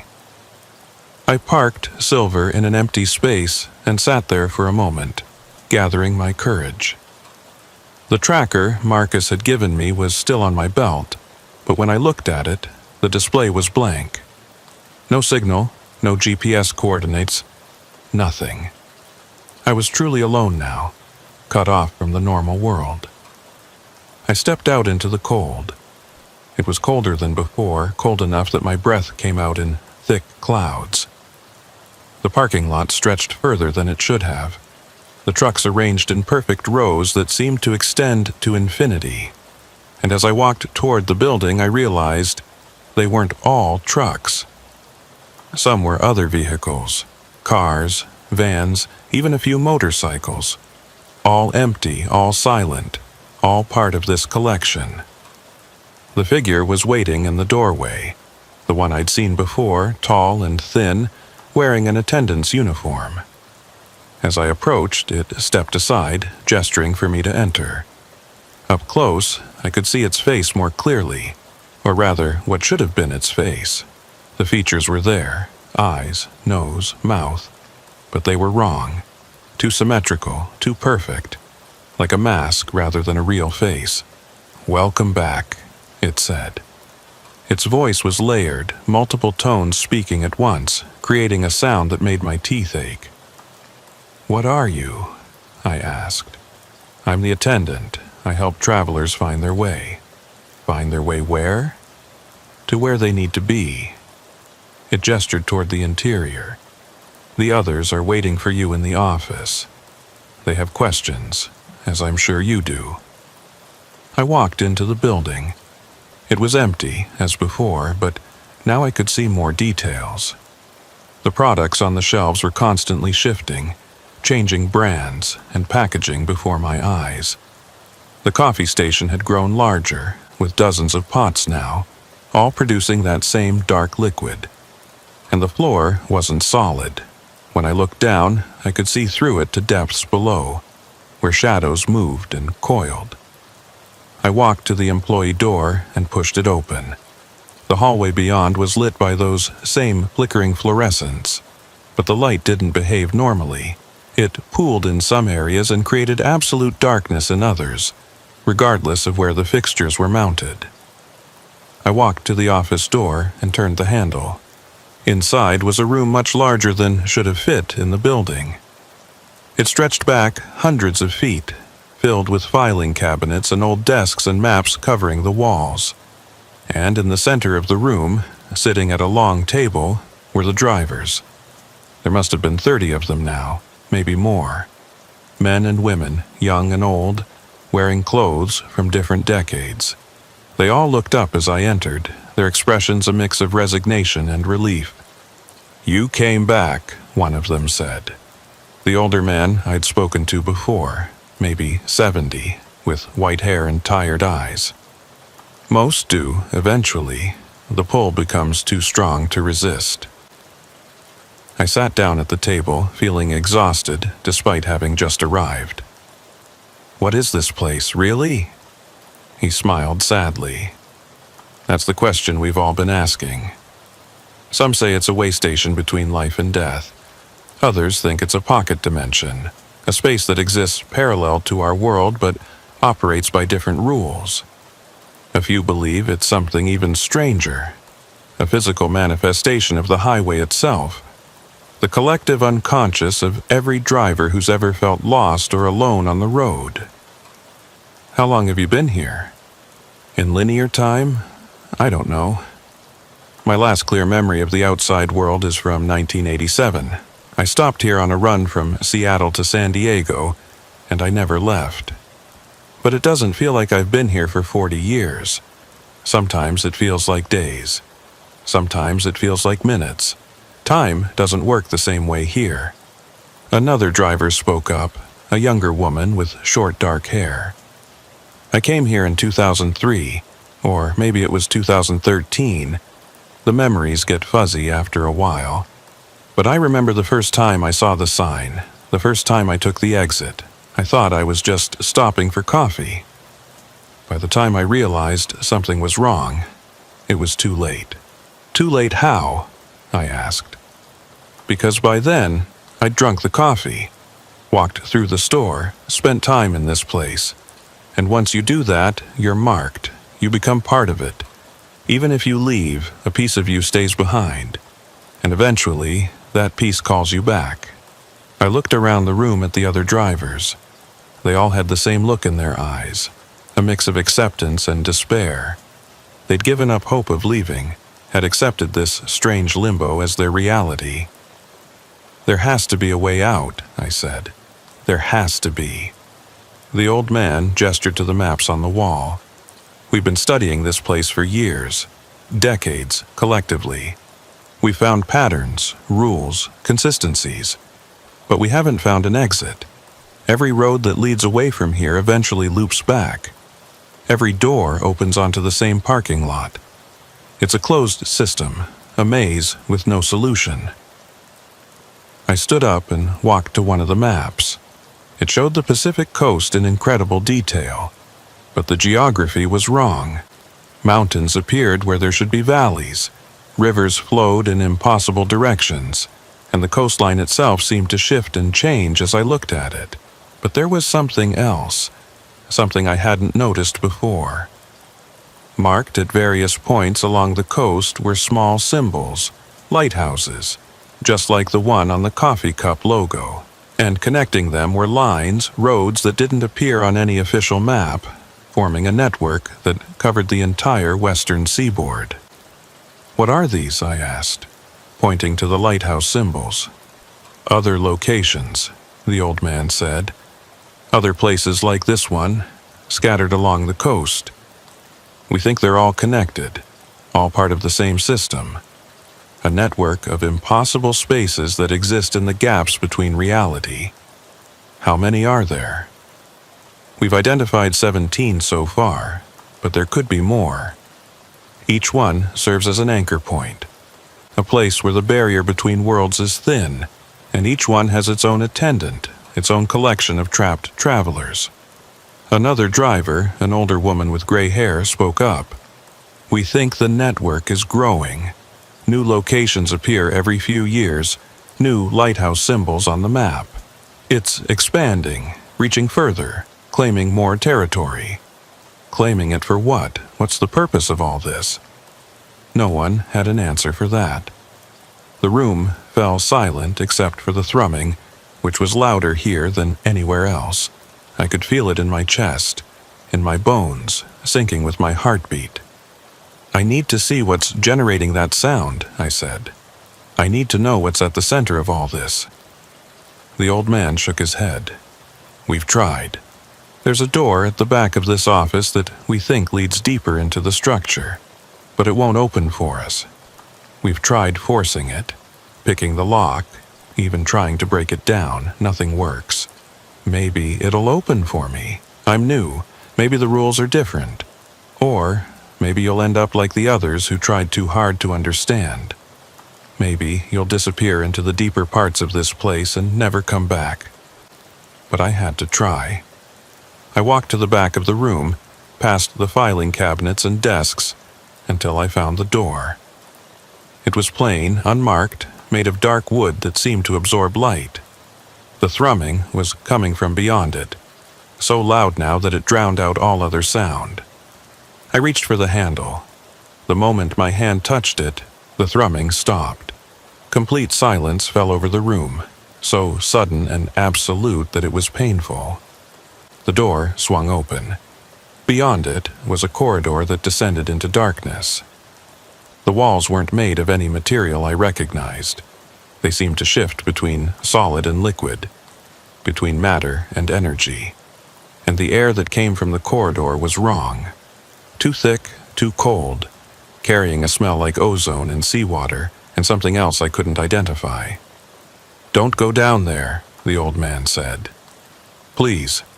We've lost people to that corridor. They walk in and they don't come back." But I was already moving forward, drawn by some compulsion I couldn't resist. The corridor called to me, promised answers, promised an end to the uncertainty. I stepped through the doorway and began to descend. The corridor descended for what felt like miles, though it couldn't have been more than a few hundred feet given the size of the building above. The walls around me pulsed with that familiar rhythm, and as I descended, I started to see things in them. Images, scenes, memories that weren't mine. I saw a driver from the 1960s stopping at this same truck stop, walking through the same empty store. I saw another from the 1980s sitting in the office upstairs, talking to the other trapped drivers. I saw dozens more, all making the same choice, all descending this same corridor, all seeking the same answers I was seeking now. The corridor opened into a vast chamber. It was circular, maybe 100 feet in diameter, with walls that seemed to be made of water or glass or something that shifted between states. And in the center of the chamber was the source of the thrumming. It wasn't a machine, though it had mechanical elements. It wasn't alive, though it pulsed like a beating heart.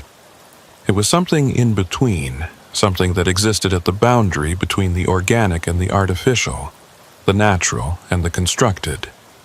It looked like a lighthouse, but wrong. The structure spiraled upward in ways that defied geometry, its light pulsing in that same rhythmic pattern that had haunted me since my first visit. And surrounding it, embedded in the walls of the chamber, were thousands of objects. Coffee cups, all identical, all glowing faintly with that same light. Each cup represented a driver, I realized. Each one was a piece of someone who'd stopped here, a fragment of their essence captured and preserved. And mine was among them, I could feel it. Somewhere in that wall of cups was the one I'd been carrying, the one that kept returning no matter how many times I threw it away. A voice spoke, not from any particular direction, but from everywhere at once. It was the same layered voice I'd heard from the attendant, but deeper, more fundamental. You sought understanding. Here it is. What are you? I asked. I am the crossroads, the in-between, the space where journeys pause and transform. I have existed since the first road was built, since the first traveler set out from home wondering if they would return. I am doubt made manifest, uncertainty given form. Why do you trap drivers? I don't trap anyone. You trap yourselves. Every driver who stops here makes a choice to take the shortcut, to trust the GPS, to prioritize speed over caution. And in making that choice, you acknowledge that you're willing to compromise, to risk something for convenience. I simply make that risk tangible. What do you want from us? Want? I want nothing. I simply am. But you feed me nonetheless. Every moment of uncertainty, every flicker of doubt, every question about whether you made the right choice, these sustain me. You are not prisoners, you are participants, willing or not. I looked at the wall of cups, at the thousands of drivers who'd come before me. How do we leave? The same way you arrived, by making a choice.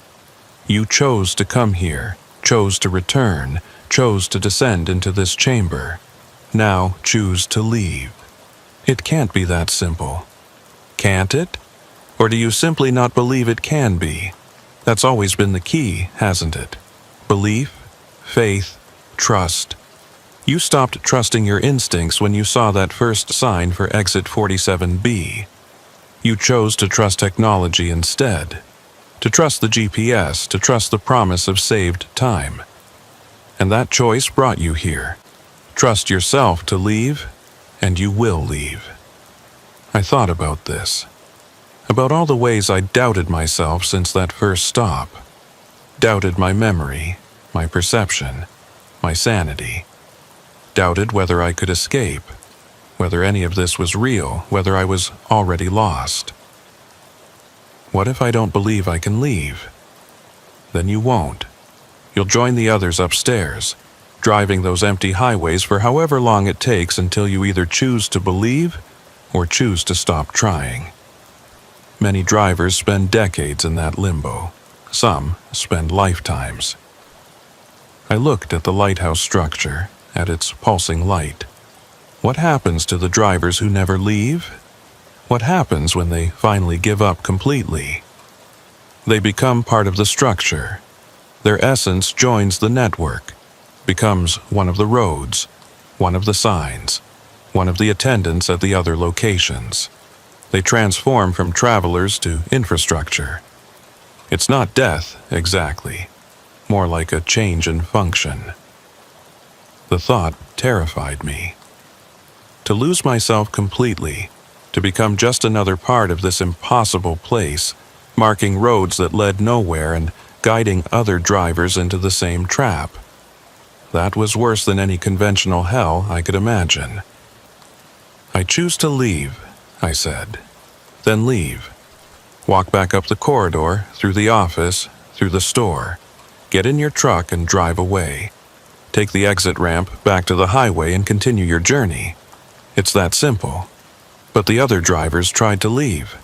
They said the roads always loop back here. Because they didn't truly believe they could leave. They carried doubt with them, and that doubt manifested as roads that curved back, as familiar landmarks appearing in wrong places, as GPS coordinates that made no sense. They created their own prison through disbelief. I wanted to argue, to demand more concrete instructions, to find some trick or secret that would guarantee my escape. But I realized that was exactly what the voice meant. That need for certainty, for guaranteed outcomes, for absolute knowledge. That was the trap. That was what kept all those drivers circling endlessly through impossible highways. Thank you, I said. Don't thank me. I'm not helping you. I'm simply answering your questions. The rest is up to you. I turned and walked back toward the corridor. As I reached it, I stopped and looked back at the lighthouse structure one more time. One more question. Why a lighthouse? Why that symbol? Because lighthouses mark dangerous passages. They warn travelers of hazards, guide them away from rocks and reefs, but they also mark the boundary between land and water, between the known and the unknown. They stand at the edge of the world, looking out into vastness, and that's what this place is, a warning and a boundary, standing at the edge of everything you think you know. I climbed back up the corridor. It felt shorter this time, more manageable. When I emerged into the office, the other drivers were still sitting there, watching me. "You went down there," the old man said, "and you came back. What did you find?" "A choice," Ida said. "We all have a choice. We can stay here, or we can leave. But leaving requires believing we can leave, trusting ourselves more than we trust the doubt. We've tried believing, it doesn't work. Maybe you tried believing in the wrong things. Maybe you tried believing in maps or GPS or rules.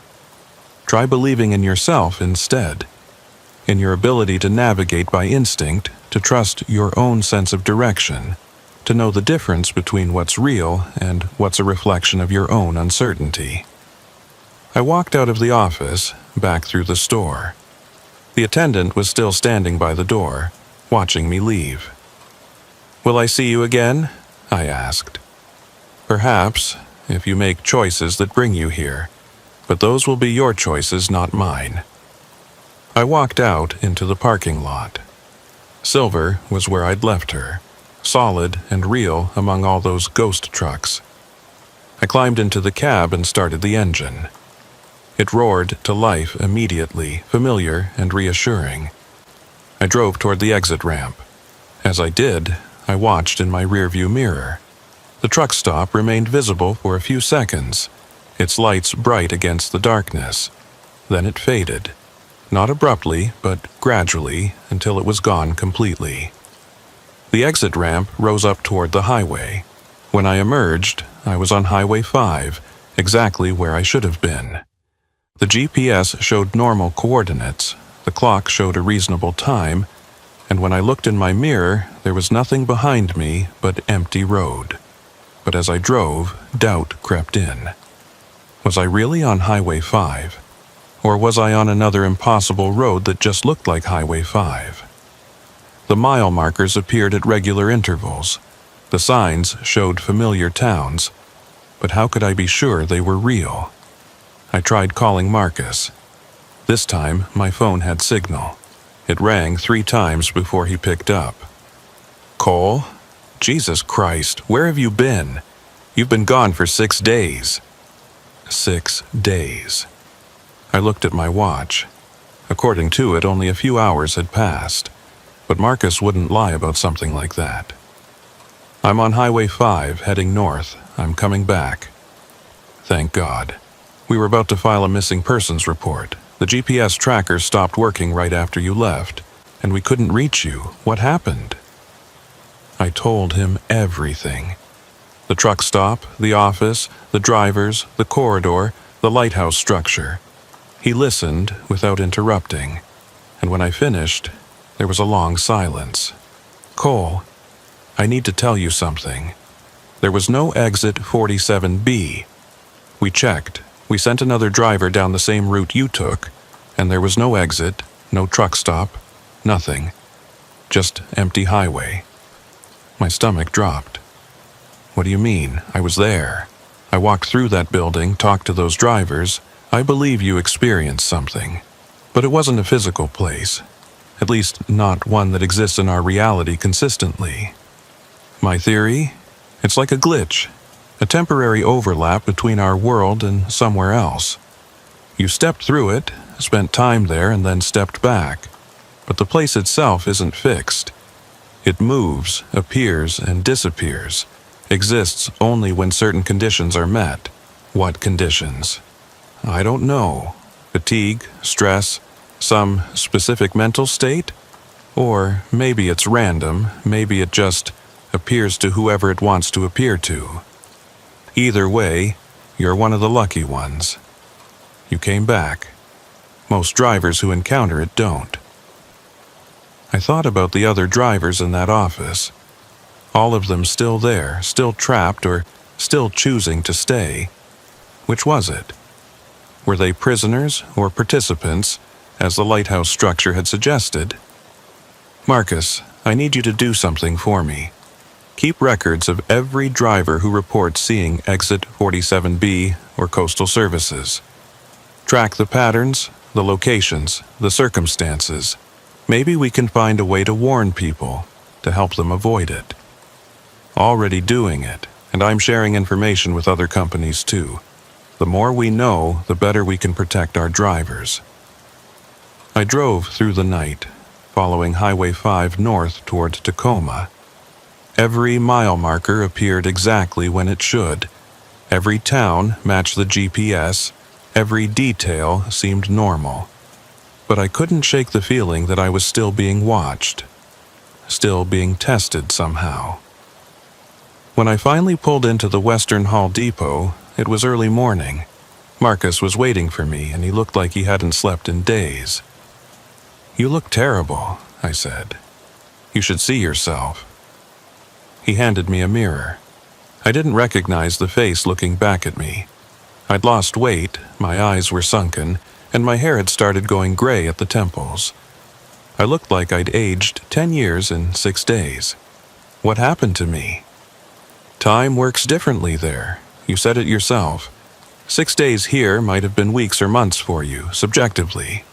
The human body keeps track even when your conscious mind doesn't. I returned the mirror. "Is Silver okay?" "We checked her over while you were inside. Everything's fine mechanically, but there was something in the cab." He held up the coffee cup, the one with the lighthouse logo. "This was on your dashboard. Still hot, even though the engine had been off for hours." I took the cup from him, expecting to feel that same pull, that same compulsion to return to the truck stop, but I felt nothing. It was just a cup now, empty of whatever power it had held before. "Can I keep it?" He looked surprised. "Why would you want to?" "As a reminder of what I survived, of what's out there waiting for drivers who make the wrong choice." I took the cup back to my apartment. It sat on my shelf for weeks, just an ordinary cup with a logo that nobody else seemed to notice or care about. The thrumming sound was gone, the visions had stopped, and life returned to something resembling normal. But normal wasn't quite the same anymore. I couldn't drive the coastal highways without thinking about that truck stop, about those trapped drivers, about the choice I'd made to believe I could leave. And I wondered how many of them were still there, still circling through those impossible roads, still waiting for someone to tell them they could choose differently. I went back to work after a month of mandatory leave. Marcus assigned me routes that avoided Highway 101, kept me on inland highways where the risk was lower. I appreciated his caution, but part of me wanted to prove I could face those roads again without fear. 3 months after my return, I was given a run down to San Francisco. The route took me on Highway 101, right through the section where I'd first seen the sign for exit 47B. I drove it in daylight, with the Pacific visible on my right, everything bright and clear and real. I didn't see the exit, didn't see any signs for coastal services, just normal highway, normal truck stops, normal rest areas. It was as if that impossible place had never existed. But that night, when I stopped at a legitimate truck stop near Eureka, I met another driver. Older guy, maybe 60, with a haunted look in his eyes. "You've been there, haven't you?" he said. "I can tell. You've got the same look the others have." "Others?" "Drivers who've stopped at coastal services and come back. There aren't many of us, but we recognize each other. Something in the eyes, in the way we check our mirrors too often, and how we trust our instincts over our GPS now." "How long ago did you go there?" 15 years. Or maybe it was last week. Time gets fuzzy when you spend too long thinking about it. But I learned the same lesson you did. It's about choice, about believing in your ability to navigate without certainty, to move forward despite doubt. Do you ever see the signs anymore? He shook his head. Not in years. Once you truly leave, once you really commit to trusting yourself, it stops calling to you. The exit signs disappear. The coffee cup stays gone. The thrumming fades. You're free, unless you choose to go back. He looked at me seriously. Some do. Some drivers can't let it go, can't stop thinking about it.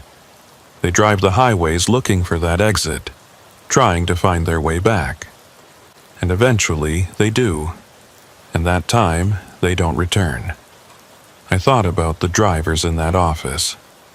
The ones who'd been there for years or decades. Had they all returned voluntarily? Had they made a choice to stay, to give up on the normal world and accept that impossible space as their reality? Why would anyone choose to go back? Different reasons. Some feel like they don't belong in the normal world anymore, like they've seen too much to ever be satisfied with ordinary life. Others are looking for someone they knew who got trapped there. And some, he paused, some are just tired. Tired of the road, tired of the loneliness, tired of the endless driving. That place offers certainty, in a strange way. You might be trapped, but at least you know where you are and what to expect. We talked for another hour, sharing stories, comparing experiences. It was comforting to meet someone who understood, who'd been through the same impossible ordeal and come out the other side. When we parted ways, he gave me his phone number. "Stay in touch," he said. "We survivors need to stick together, and if you ever start seeing those signs again, call me immediately. Don't try to handle it alone." I've kept his number in my phone ever since. I've never had to use it, but knowing it's there helps. It's been a year now since I first stopped at Coastal Services. A year since I walked through that impossible building, descended into that chamber, and chose to believe I could leave. Life has gone on. I still drive trucks, still make runs up and down the coast, still spend long hours alone on dark highways. But I'm different now. More careful about which exits I take. More aware of signs that seem slightly wrong. More willing to trust my instincts even when technology suggests otherwise. And I talk to other drivers, share my story, warn them about what's out there waiting for those who prioritize speed over caution. Some believe me, some don't. That's fine. Everyone has to make their own choices. The coffee cup still sits on my shelf. Sometimes, when I wake up in the middle of the night, I think I can hear it thrumming, pulsing with that familiar rhythm. But when I check, it's always cold and silent and empty. Just a cup, just a reminder.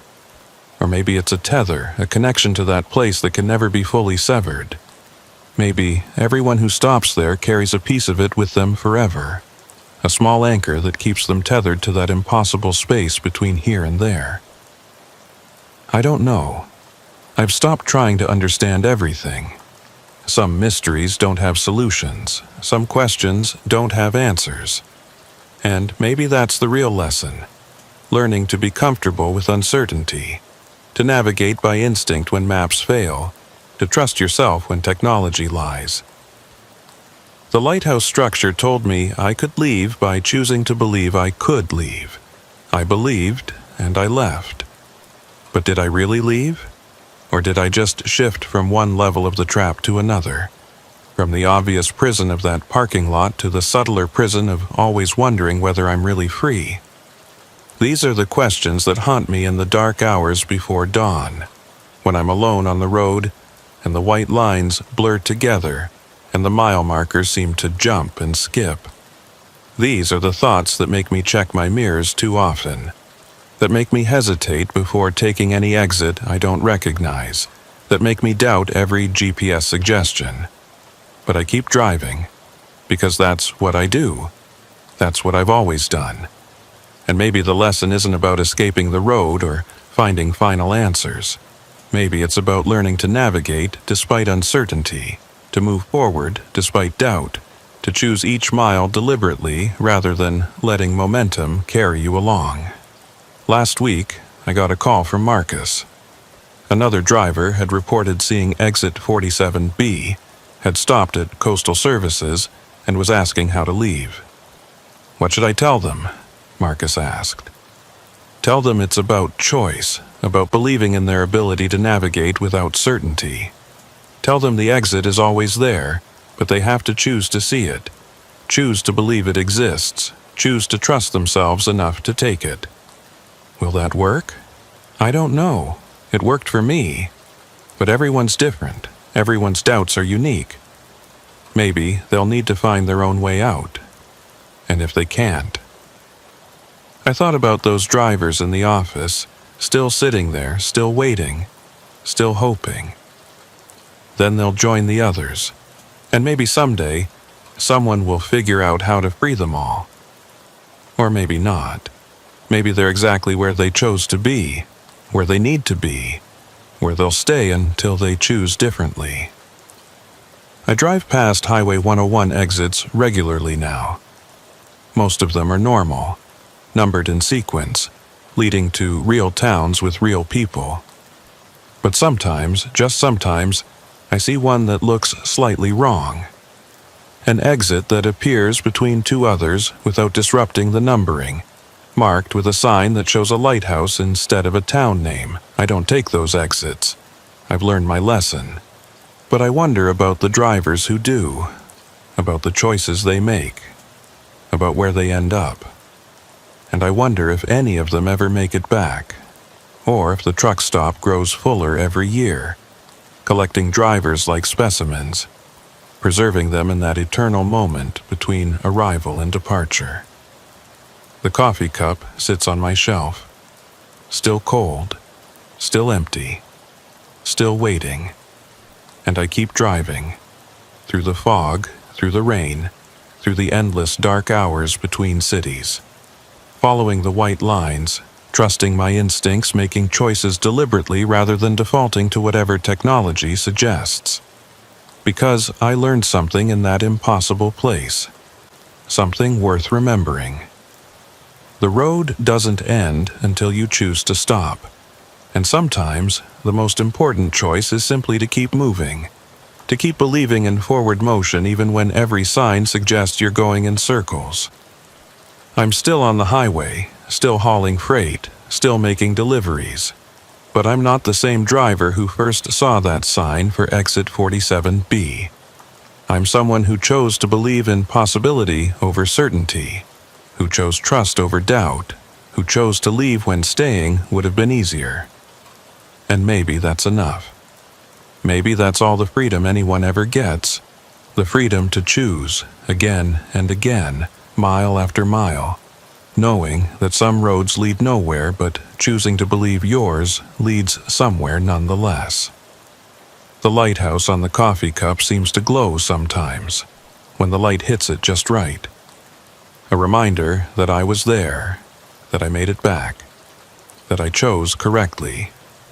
Or a warning that the choice is never final, that the road always circles back, that the last stop before the water is always waiting somewhere ahead. I don't know which it is, but I keep driving anyway.